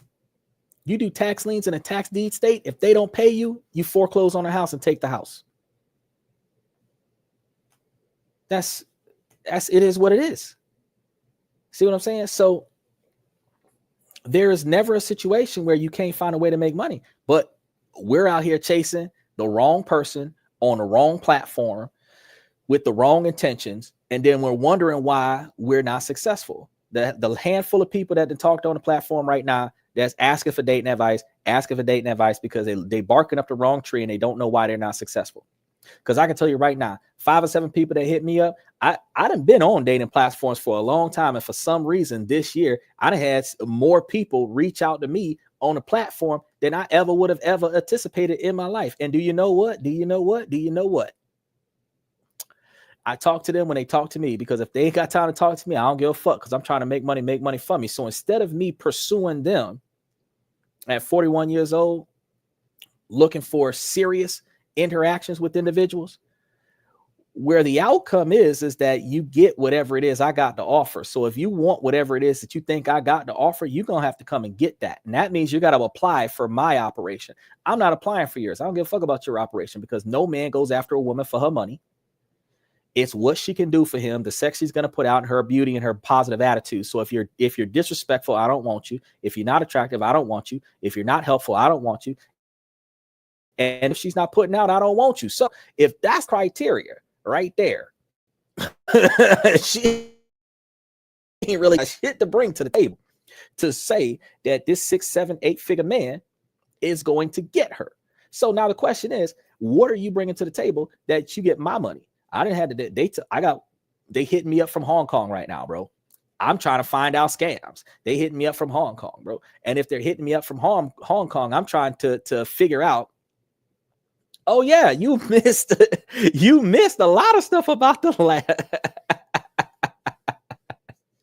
about the last guys finished the good guys finishing last, bro. We be talking about the reason why good guys finish last, and the reason why good guys are no longer finishing last is because good guys are not waiting for the fucking next turnaround. We're not being put in the friend zone no more, sitting back twiddling our thumbs, hoping to God that we get picked. Talking about some, I'll wait for you to make your decision, fucking 15 years on the back burner as the best friend so that she can be ran through by the entire NFL and have 5 kids and then come say, oh, I'll settle down with you now. No, we ain't got time for that. Dude, if you have pride and value in yourself, you are not going to be the last choice. You might necessarily be the next choice because you're not always going to be the first choice, but you're definitely not going to be the last choice. You have standards, you have priorities, and throughout throughout life, you're sitting over here looking at, I said before, it takes 3/4 of your life to make yourself satisfactory to a female. So wherever you are at 41, I would have put 25 years into where I am right now. And a female that looks at where I am right now and says, that's where I want to be. Now, if that's where you want to be, you did not help me get here. So now you have to earn your spot here. Now, I'm not being unreasonable when I say, okay, minimalistic expectations. This is the stuff that men look for. We're looking for a helper. So if I need shit done, you're going to do it. We're looking for companion and cooperation. We're looking for validation. We're looking for respect. We're looking for appreciation. So no disrespectful attitudes, no neck swerving, no finger snapping, no calling me out, no embarrassing me in public, no disrespecting me, degrading me, or devaluing me in front of your friends or your family members. These are normal expectations that women are supposed to have, but they lost that about 30 years ago. Then we're in a situation right now where, since I'm managing the finances because you don't want to, I'm not about to give you. Purity is a big thing. Since you don't want to manage the finances, I can't trust you with my finances because you're going to take it and spend it because you're not trying to make money for me. So I told you guys a stack ago. I said, look, if you gave a girl $1,000 and she brought you back 1,100, that's a wife. If you gave a girl $1,000, bought you something with the money, that's reasonable. If you gave her $1,000 and she told you thank you, that's a gold digger, right? And if you gave her $1,000 and she just walked off with it like it's about time, she tricked you. So because if there's a strategy where her 50 grand and your 50 grand could turn y'all into millionaires in 10 years, and she needs to help with this shit. Feel me? You still paying for all the responsibilities, but anything she don't need gets invested into some shit where both of y'all got something, right? Now, purity, this is one of the biggest things, and we ain't even got to the last handful of people on here. We might not even get through all the comments on the show tonight, but just this purity situation, I want to tell you something. Women don't like the fact that they can't get a body count, but a man can have a body count. You don't value me based on my body count. You value me based on my wallet size. You value me based on the size of my house. You value me based on the size of my car. You value me based on the price of my phone. So if you're valuing me, hold on, he said, what you do about women that got trauma and say that they hope they stay alone forever? Let them stay alone forever. Let them stay alone forever. Check this out real quick.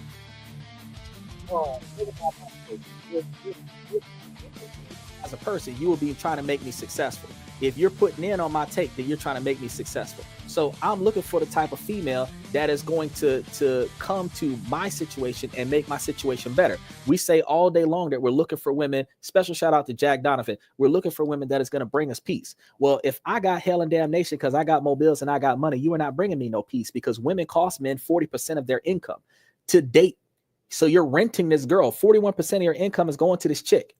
You got to make 41% more money to make ends meet, because in comparison to what you was doing when you were single, you're making 41% more money to stay broke. What the fuck is she doing? to take 41% of your money. Then, and this is the other thing. You got to bribe her into going out on the first date. You got to make it worth her while. And that convinces her to go on another date. And that's going to convince her to go on another date. You're bribing her to entertain you until she commits. And what's worse is after that, look, he said, but the hub is free. That's what I'm trying to say. But after that, after you done rented this girl for all of this time, now you're in a committed relationship. Now you're renting her for the relationship. That's called dating phase. You're paying for all of her expenses outside of whatever she decides to pay for herself. Then you're going to go to the honeymoon, or not the honeymoon, the engagement. What's the engagement? 1/3 of your income. They want $10,000-$20,000 rings to put on their finger to make them feel valuable. Why the fuck you got to have a ring on your finger better than a Super Bowl ring, and your ass ain't even a goddamn towel girl? How the hell? You won't even wipe the sweat off my balls when I come home from work every day, but you want me to get you a $10,000 ring. What kind of bullshit is that? Then you got to propose. The proposal in and of itself is expensive because you can't just hand her the ring like you pull a Cracker Jack ring out the box. You got to set it up. You got to do this whole long journey throughout the day and impress her for the whole day so that you can give her this ring so that she doesn't embarrass you in public when you show her the ring. Then after you do all that shit, then you got to spend all this money on a goddamn wedding, 30, 50, $100,000 on a wedding to impress all of her friends and family, because your family don't give a shit if they even respect the girl. And then after that, once you get married, now as your wife, you are financially obligated to take care of her for the rest of your life. If she divorces you, she takes half of your estate, and if you die, she keeps whatever you didn't spend before you die. The dynamic is not in the favor of men. So since the woman gets the man's estate from the I'll go out on a date with you to the he's dead, ma'am, from beginning to end, you got to earn that shit. So since she has to earn that, she has to show what she's worth. So he said, oh, so women aren't worth it. Well, women that are worth it help you improve. Look at Michelle Obama. To get on top of social justice, she made her husband a president. So as the first lady, she could make decisions from the top down instead of fighting her way to the top. So instead of her focusing on her own career, she focused on her husband's career. So her husband's career could give her the influence to control her career. That's how women are supposed to behave. You're not supposed to be looking out for number one. You are supposed to passively look out for yourself by making sure that your man is successful so that your man can help you be successful. You're not supposed to be just trying to make yourself successful.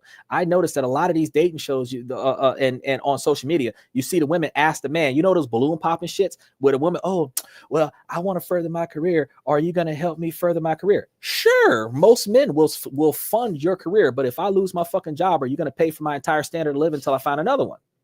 We just had the first lady on the show today said she ain't want to do that. But when you ask me before, I want to touch real quick.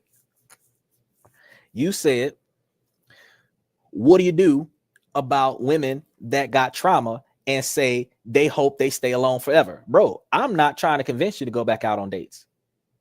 I'm not trying to convince you to go back out on dates, because if you're trauma filled, you're bringing trauma into your next date, your next relationship.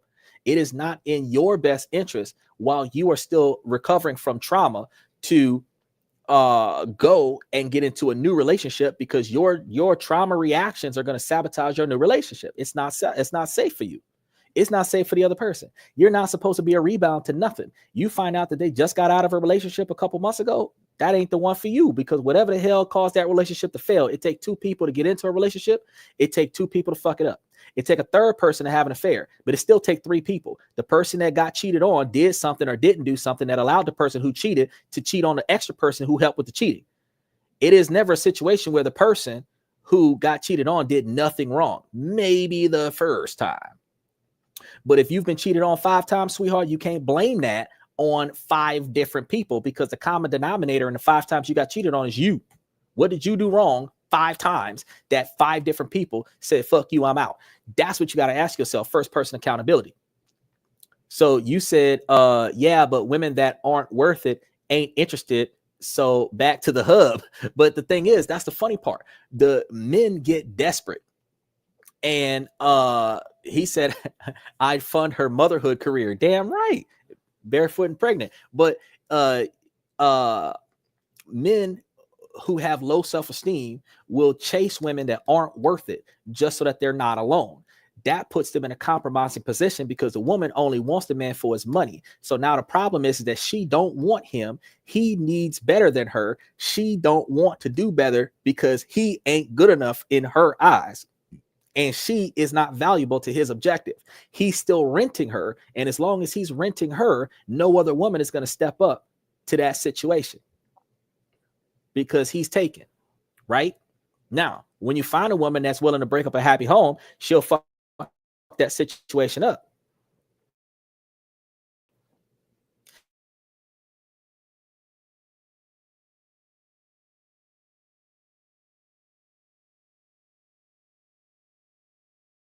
You can't stay in a room, isolate, what is it? Self-isolation. Self-isolation isn't a good thing. But if you can't sit in a holding cell by yourself and enjoy life, bro, you need to start working on yourself. Because if you don't enjoy your time, what the hell make you think that other people are going to enjoy your time? Ain't nobody going to want to fuck with you if you don't want to fuck with you. So yeah, your life is supposed to be your life is not dedicated to finding somebody else, and your life should not be dedicated to you supporting somebody else. Your life is supposed to be dedicated to you building memories that you are satisfied with, living life with people that you are satisfied with, and being happy with the people that make you happy. So if you're dealing with people that ain't working for your objective, you need to get rid of them people. Shut said maybe you got some progress to make on yourself. So he's saying the same thing I'm making. I see you, Usman. He said, I'm 34, ain't been that desperate to choose anyone. Shoot, never had a girlfriend though. Bro, I could tell you right now, you're almost correct, because I can guarantee you smashed a chick that was beneath your standards. She wasn't quite cute enough, but because you was horny that night, you had enough drinks, you went on and hit that because you was desperate. So you can't say that you wasn't desperate. Then on top of that, there have been scenarios where dudes will pay a little extra money to have the attention of a female. Just because you slept with the girl, don't change the fact that you opened your wallet when your original plan was not to open your wallet. Just because you got laid, don't justify the fact that you wasted money to get laid. There are situations where we leave the house, we go hang out with the fellas, and then we end up club hopping with chicks when we originally was only supposed to go to one place. We was originally only supposed to have 2 or 3 drinks. We went from $30 at the club to $250. We've done it. We've done it because subconsciously we wanted that attention from that female, and that put us in a position where we ended up spending that money. Now, when you say I ain't going out if I ain't got no reason to go out, I'm gonna make my money. I'm gonna focus on my money. I'm when I leave the house, I'm leaving the house for a purpose. And when I leave the house, is yeah, I've smashed, but that's not a relationship. But that don't. Desperation doesn't have to be just getting into a bad relationship. Desperation stems from the desire to have somebody and not actually having somebody. But it does not mean that you wasn't desperate when you hooked up with the wrong chick, because no man can say, unless they're 100% on the rich side of the scale, no man can say that they have not smashed a couple of 2s and 4s in their lifetime. No man can say, not even myself, can say that they have not had a friends with benefits scenario with a 3 or a 4 at some point in their life, at least when they was younger. You can't say that you only had models in your entire lifestyle. That's not true. No man can say that with honesty. Special shout out to Usman, because Usman is one of those long time returning guys. I really appreciate Usman. Usman said, Mr. President, I love this us, President.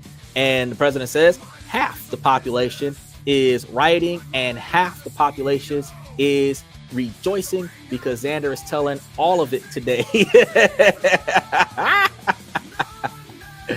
And he isn't taking any prisoners. You damn right I ain't taking no prisoners. I ain't got no reason to take no prisoners. These people, nobody understands what's going on until you start looking at it. When I start bringing it to you like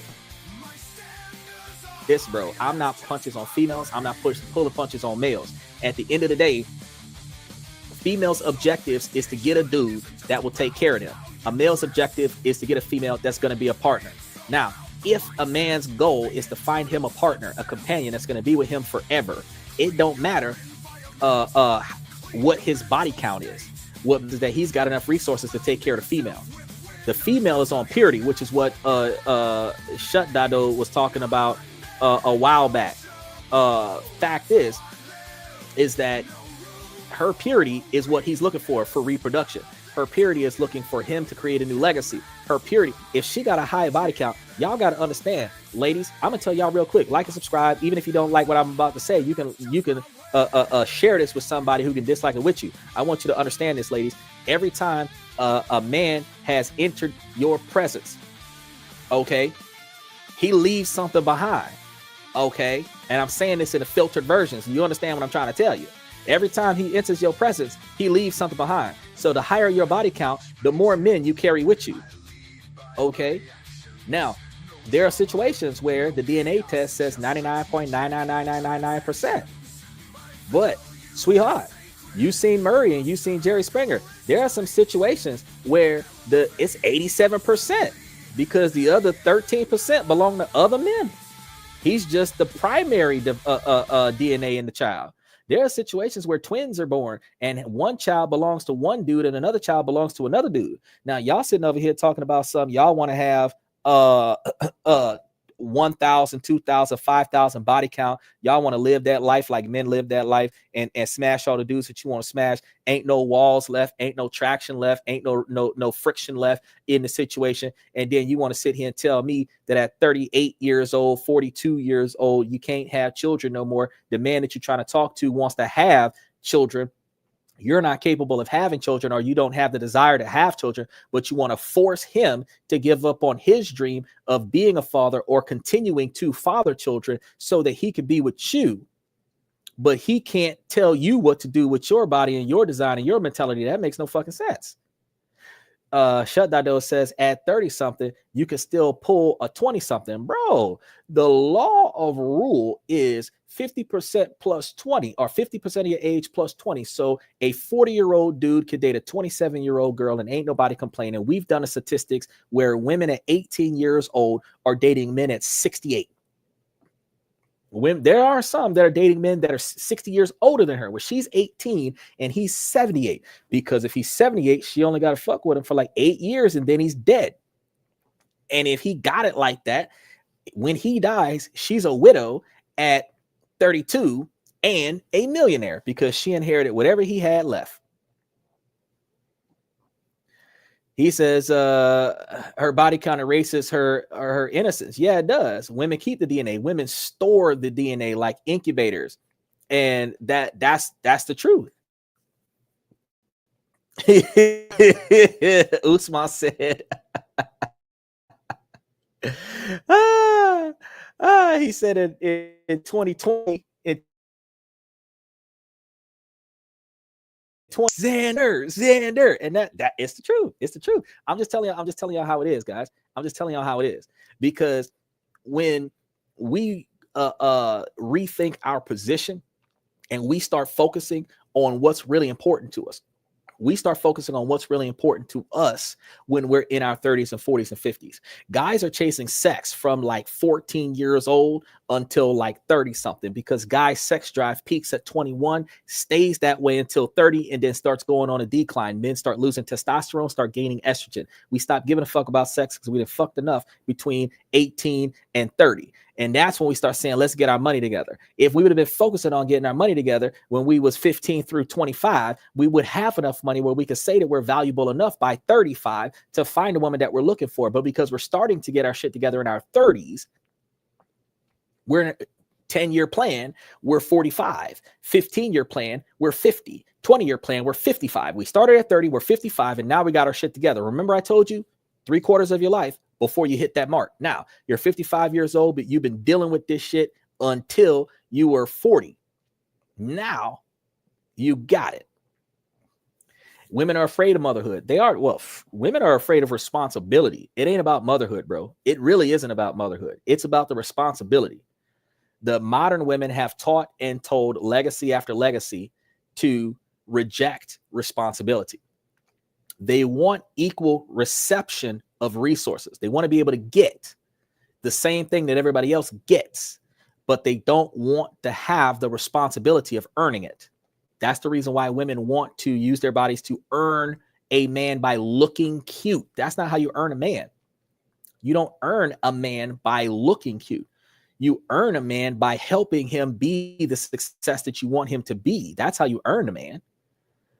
They feel like, oh, they put a lot of money in like the lady who spent all her money in makeup and shit. Well, your eyelashes, your hair, your makeup, the Botox in your lips, the bleached teeth that you got, the waist trainer, which used to be called a girder belt back in the day, the push-up bra, the pads in the water bra, the butt lifters, you're wearing a fucking 4-inch stiletto heel with a platform on that bad boy. Remember back in the 70s when them bitches used to have goldfish in them? Now these bitches wearing platform shoes with a 9-inch stiletto heel, because of a 3-inch platform shoe with a 9-inch stiletto heel, so that her 4'11" can look 6'1", so that she can get a 6'4" dude. Sweetheart, when you come out of them shoes like getting out of a fucking Bigfoot, your head is going to be right at the top of his testicles. Why the hell do you want somebody that's 3 times bigger than you? It makes no damn sense. It makes no damn sense.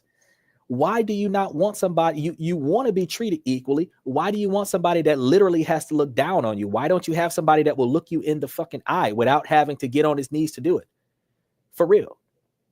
But they put all of this effort into pretending like there's something that they're not. They want us to be attracted to that presentation. Then that upkeep, I call that the quantity of ugly she is, because if it costs you $3,000, $4,000, $5,000 to look, that $3,000, $5,000, $7,000 a month is going to be what you're going to look like, or that's what's going to cost you to look that way. And that $3,000, $5,000, $7,000 is what, $36,000 to $40,000 a year that they're spending on their looks alone. Which I told you, if you put $40,000 a year aside every year, and you're following that dividend rotation strategy where you're getting 160% on that, your 40 grand is going to be what? An extra 50 grand of profit with the 40 grand principal, which is actually like 90 grand. You started with 40 and now you got 90 every year, and you're doubling that for 5 or 10 years. Shit, you're at $1 millionaire. So all of the money that women spend on looking beautiful, right? They could be millionaires if they just be natural for 10 years and invest that money. They wouldn't need a man to be a millionaire. They would be a millionaire on being natural. Then you could take the profits from your investment and go buy your beauty with the profits from your investment, so you can keep getting that money every month instead of taking the man's principal and spending it on your good looks. Like I seen one of the women, just like Shutdown said, cousin, Instagram, Facebook, TikTok. These females be up there modeling these clothes and stuff, and they be getting paid a lot of money to some of them to model affiliate marketing and stuff. But they model these, post on this makeup to get all of these views from the people on social media, and then they want to walk around with their head up their ass like they better than everybody in the world because they got a 5 million followers. Don't nobody give a shit if you got 5 million followers, because today, if you crash your car, how many of them 5 million followers is going to come over here and come get your ass off the side of the fucking road? That's the question. But you spent all of this time on looking cute, clickbait, but you still have emotional insecurity, because while you got 5 million followers of all dudes drooling over you, you want your man to be secure enough not to make you shut that profile down while you're dating him, but he can't have any females on his profile. What? Back to the original conversation that we had. This is stupid. This is stupid. He said by being natural, they would probably attract a guy who generally wants them too. But that is one of the main things that I be telling women on this channel. If you stop over-sexualizing yourself, you will stop attracting men that only want to have sex with you. If you are wanting to be accepted for something other than your body, because women's liberation was like, oh, we don't want to be barefoot and pregnant. We want to be judged by our skills. We want to be judged by our brains. We want to be judged by our capabilities. But you don't bring your capabilities to the table. You bring a short skirt that show you your hoo-ha. You bring a tight skirt to show the crack in the front and in the back. You wearing a gorilla fit that's showing the camel toe. That's all you bring it to the table. I don't know what you do for a living, but I know that I'd sleep with you. That's not your real hair, but I know that you might swallow. That's not your real height, but I know that you do back shots. Do you understand that the presence that you're given is not the positive presence to get a man that's supposed to be husband material? And then you only going after the guys that's willing to waste the most money on you. That's the worst guys to grab. Any guy that's willing to spend $1,000 on you in one night is a bad dude, because he's wasting $1,000 of his money that he could have invested in your future.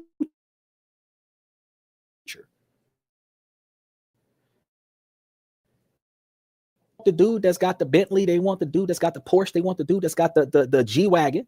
But if that man spent all of his money on that G-Wagon, baby, he broke.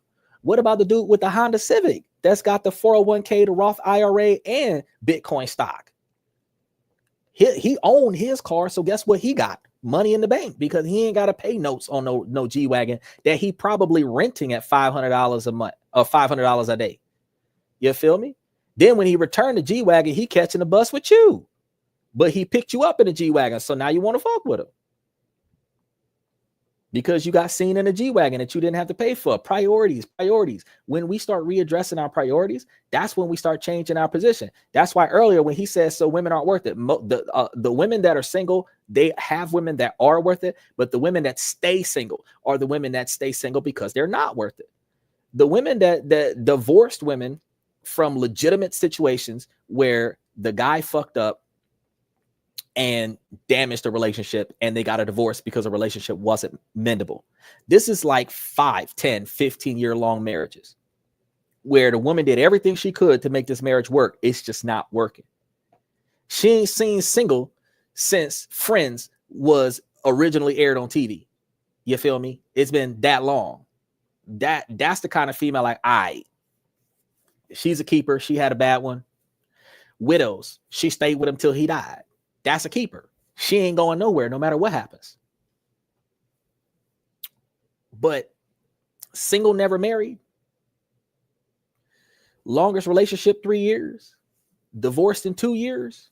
Divorced in less than 2 years. 3 kids by 3 baby daddies. Bad decisions all the way around, bro. All of them. Bad decisions all the way around. Now, can they rehabilitate themselves and still be worthy of a man? Yes, they can. But at 30, 40, 50 years old, when you are no longer interested in having children, you are no longer capable of having children, the only value you have to a man now is your ability to cooperate with his agenda and his expectations.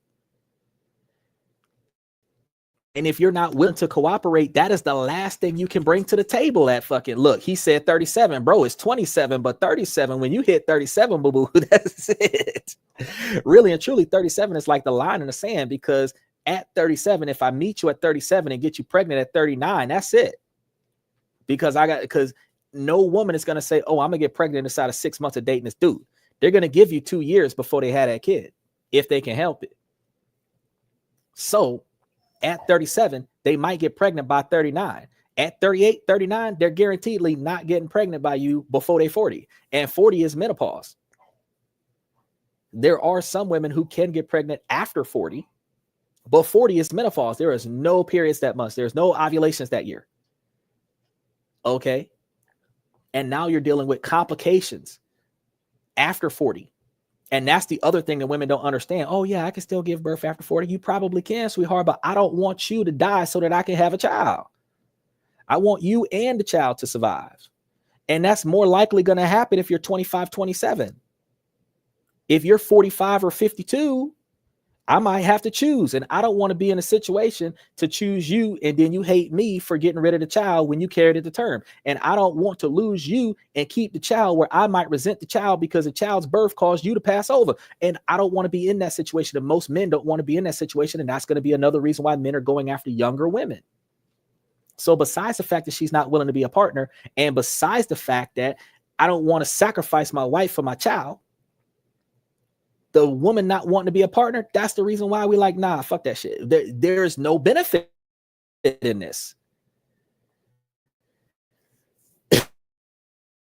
He said, bro, you think Botox is the worst thing that can happen to a female, bro? I can tell you right now, the glue, the shaving of the eyebrows and tattooing the eyebrows, the piercings, the tattoos. In addition to that, you know, you got women that got facial hair now because they done waxed so much stuff that now they're growing a beard and a mustache right now. You got women more facial hair than Pluto from Popeye the Sailor Man, and they sitting over here talking about something. They a 10. Any woman that call themselves a 10 is not willing to change, because nobody's perfect. I'm not perfect. Nobody that's watching the show is perfect. If you consider yourself a 10, you're lying to yourself and you're lying to society, because you know that there's something about you that you don't like, that you want to change in your life, which means you're not perfect. You know that there's something that somebody you know that you value don't like, that you're not willing to change about yourself. That means you're not perfect. There's a reason why the last person stopped talking to you, because of something about you they didn't like. There's a reason why the last person ghosted you, because of something that they didn't like. There's a reason why you didn't get invited to shit, because of something about you that people didn't like. And these are things that you need to change, that you don't want to change, which means that you're not perfect. At best, you can be a 9. Any one person at their best can be a 9, but you can't be a 10, boo-boo, because that means that there's no room for change. And if there's no room for change, and I found a flaw in you, if you think you're a 10, I don't want you, because you are not going to change. He said, I might have to choose profound. He said, if you really a 10 at 37, something is wrong. Bro, if they single, like you said, if they single and a 10 at 37, you better be single and 10, because your husband just died last year. Like Kobe Bryant, like Paul Walker, like Dale Earnhardt Jr. They better die at work. They better die doing something important. Because if you 37, single, never been married, didn't get past the engagement, potentially with a number of kids, and you calling yourself with a 10, you ain't even, if you got one child, you not a 10. You got 3 kids, you not a 7. Fuck you mean? Shit. You lose at least 1 point for each kid under your belt, especially if they all for different daddies. You got 3 different baby daddies with 3 children. You are not a 7. I don't care how good you look. And if you chasing child support for each one of these dudes, and each one of these dudes got visitation rights, and each time one of these dudes show up, you arguing and fussing and fighting with them, and each one of these dudes I can't beat up because they got the right to be here, because if I was a dad, I would want the other man to let me come and get my kid. Bro, that's bullshit that I don't want to deal with. That's the reason why we be saying single women, single mothers are not as valuable as single women. Single mothers are not as valuable because there's shit that comes with that is the right of the other man, that as a bro code, bro, I'm not gonna fuck that up for him. I don't care if y'all don't get along, but for the sake of the child, that child needs his daddy, and I'm not that child's daddy. And if he got to fight you to come see his child, I don't want to fuck with you. He should be able to come and see his child with no conflict. And if he can't come see his child, if I'm not bringing him his kids so that he ain't got to deal with your bullshit, I don't want to be in the middle of this.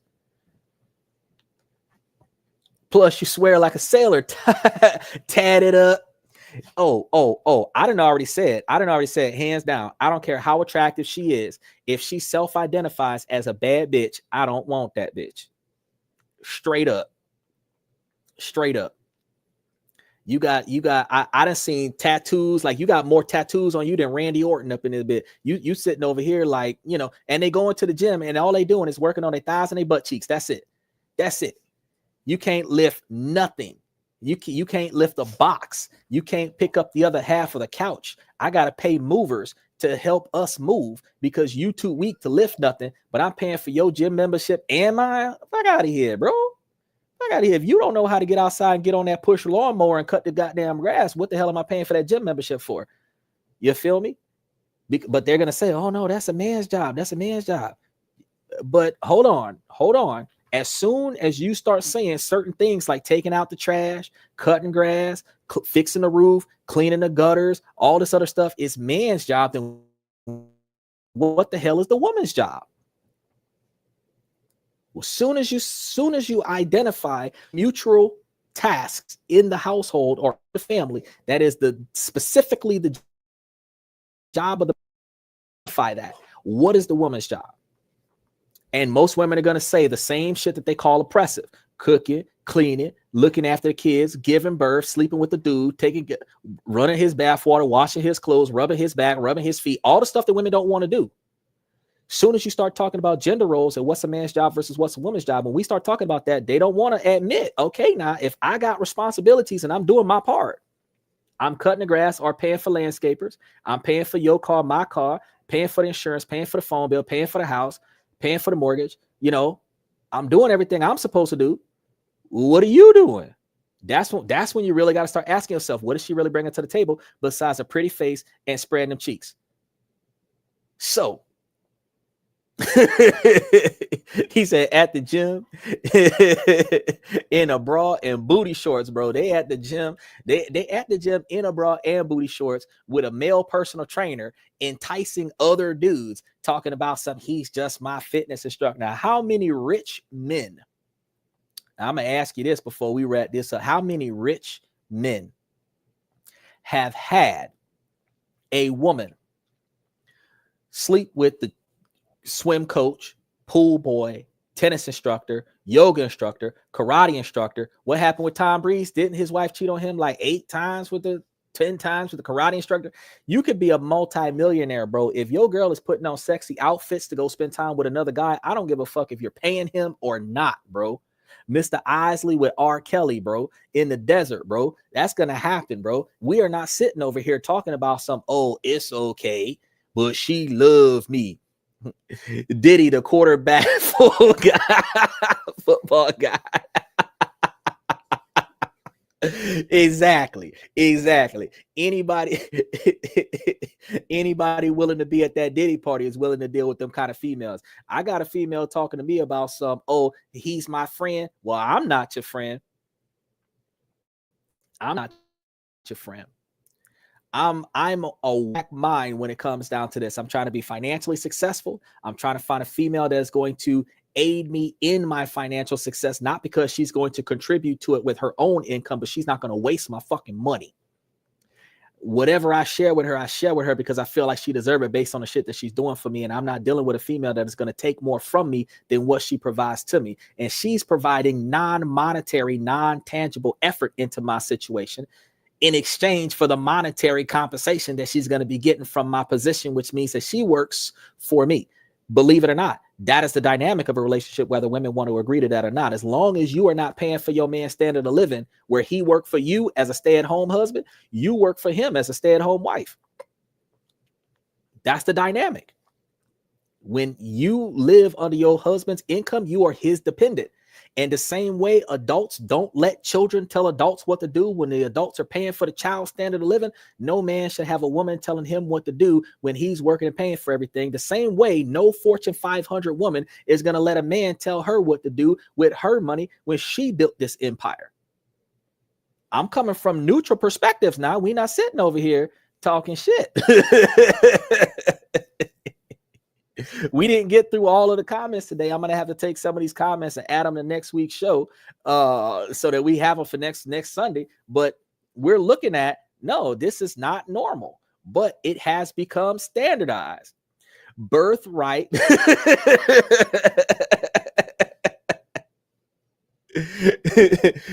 Birthright plummeted. Exactly. That's what I'm telling you.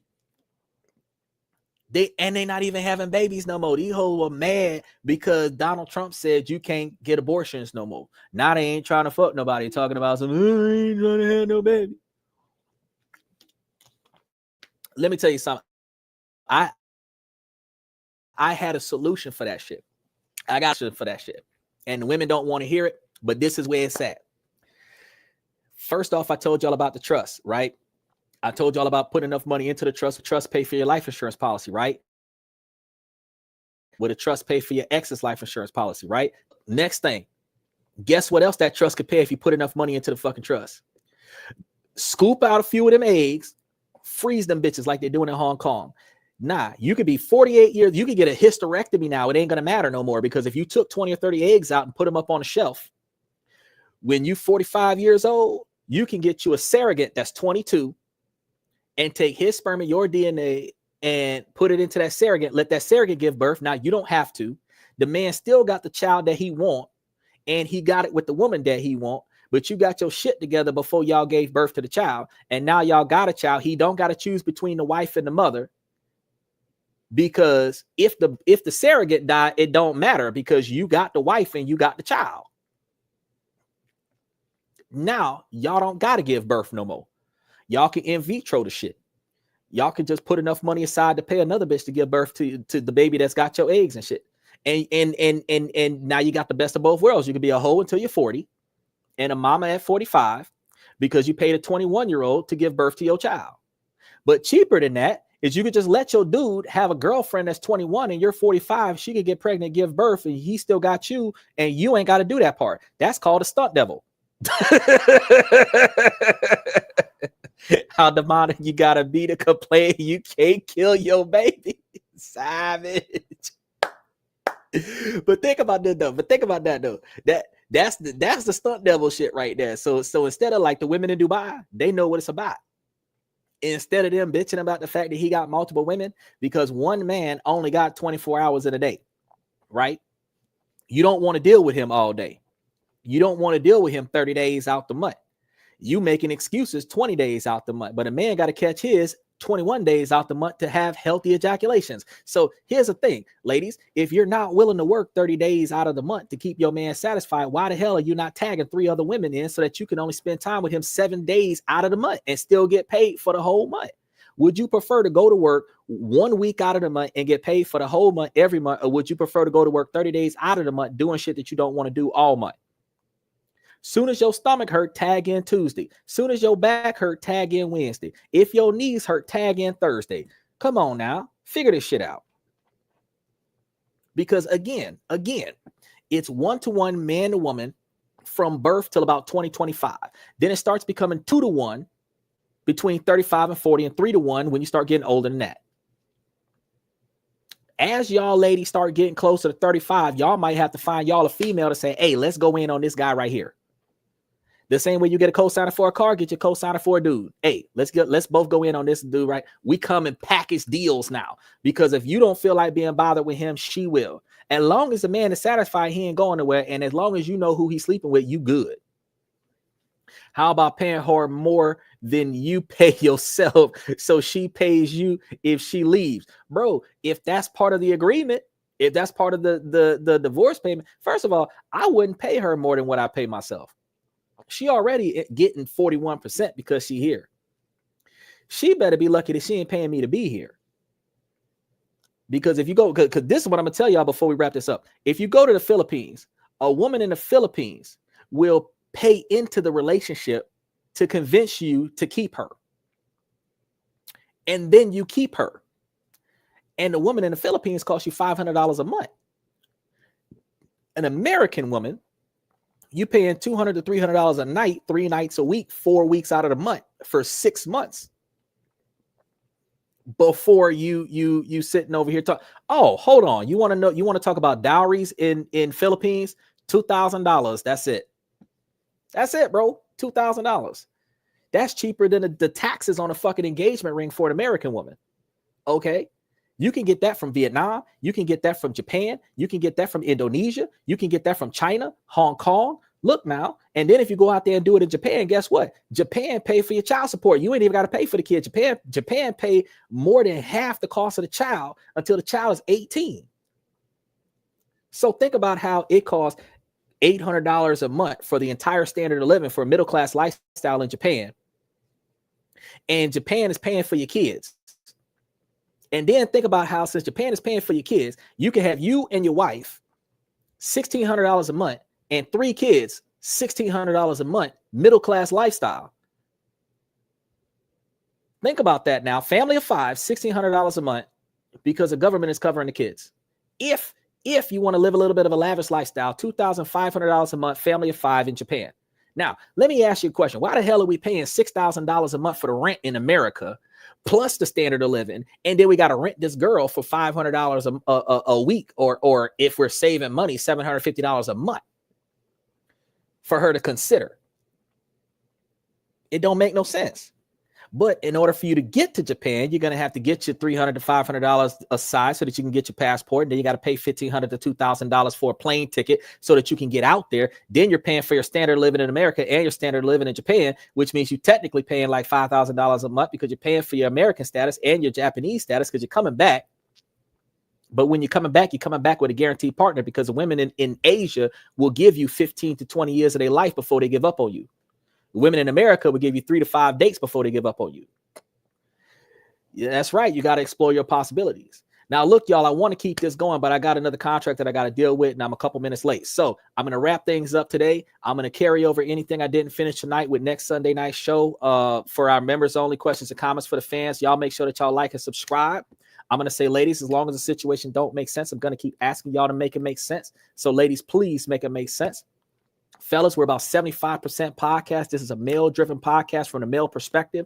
We're doing business, finance, investing. We're going to save and budget, but I'm also talking to you guys about how to make better decisions and improve your relationships and improve your network and improve your ability to work with your family, work with your bosses, work with your friends so that you're not dissatisfied with the life that you got.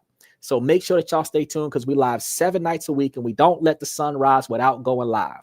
I want to thank you guys for coming to this and that, where we talk about this, that, and everything in between. Any comments that go onto the show as we roll out of here is going to go up onto the screen as long as they're appropriate. Thank you very much, and I'm going to see y'all tomorrow night.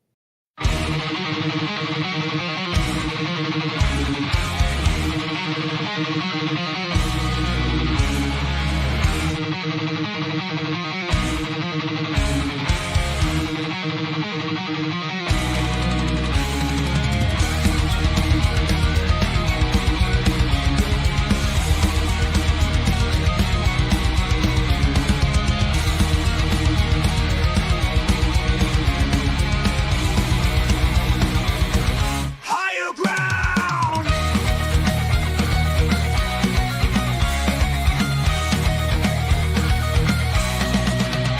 Used to chase validation, now I validate myself.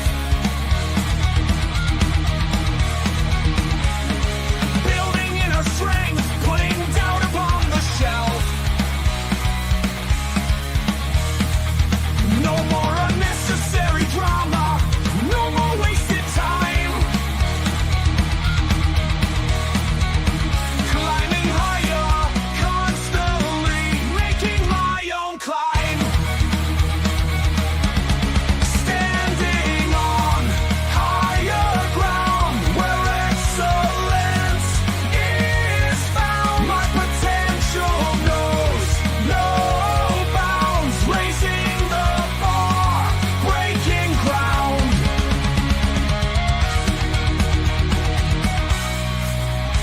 My network is my net worth. Choose your company wise. Surround yourself with eagles, not with sheep in disguise. Every interaction is a reflection of my brand. Quality over quantity, that's my personal command. I'm not landing on higher ground where excellence is found. My potential knows no bounds, raising the bar, breaking ground.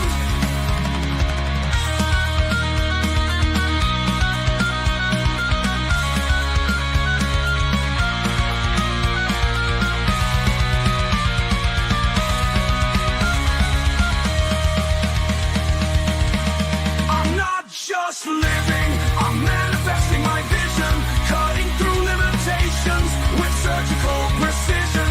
My expectations are my compass, my respect is my shield to mediocrity and chaos. I will never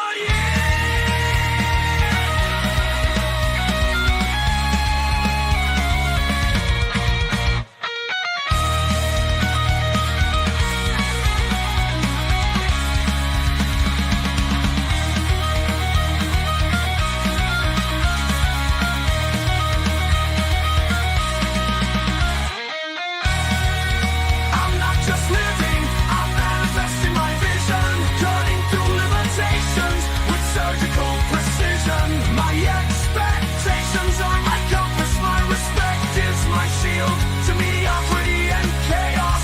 I will never yield.